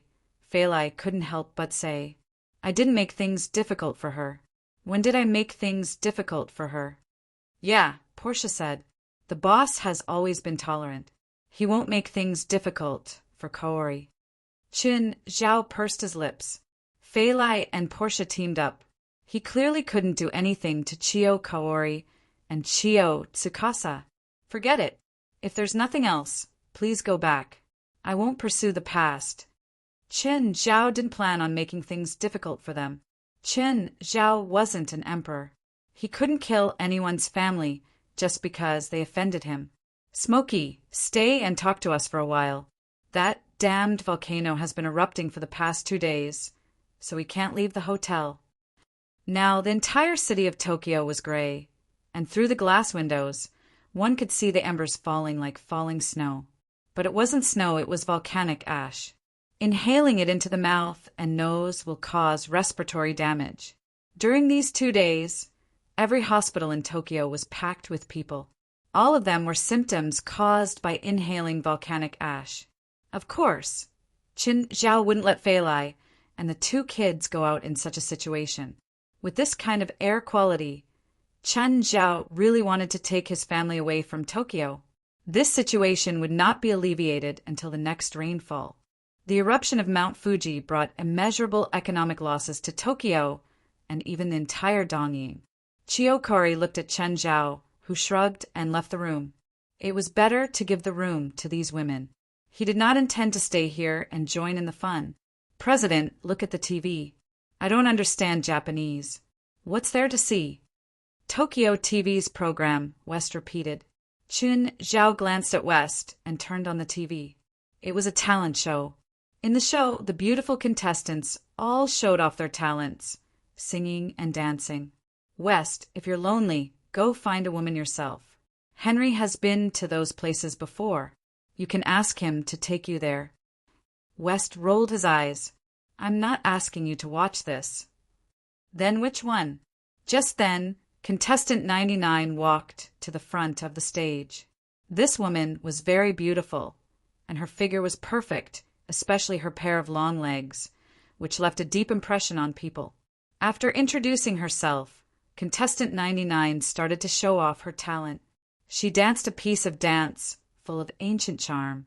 Moreover, the dance was full of charm. Chun Zhao shuddered. Contestant 99 was clearly wearing clothes, but he felt a primal desire rising. This woman was too devilish. What's with this woman? She should be the nine-tailed fox, Tamamonome, West said. Are you sure? I don't remember her looking like this. President, is it hard to change her appearance for someone like her? That's true, but how can you be sure she's Tamamonome just from her performance? Others might not be able to tell, but I'm sure that she is, West said. Chun Zhao looked at West. He knew that West was good at sharp thinking and slow reaction. Why do you think she's Tamamonome? She can break through my calm thinking, West said. West said, her dance is filled with all kinds of hints. These seemingly simple dance moves make me unable to think calmly. This kind of power is unprecedented. She can drive any man crazy.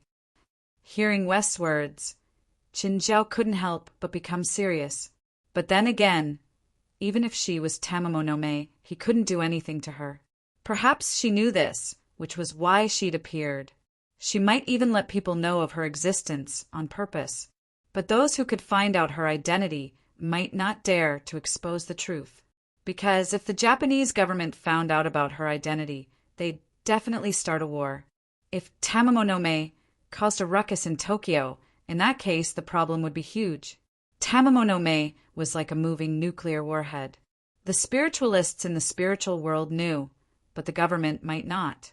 So, she was sure that even if spiritualists knew her identity, they wouldn't dare to reveal the truth to the government. Chun Zhao thought about it carefully and realized that it was true.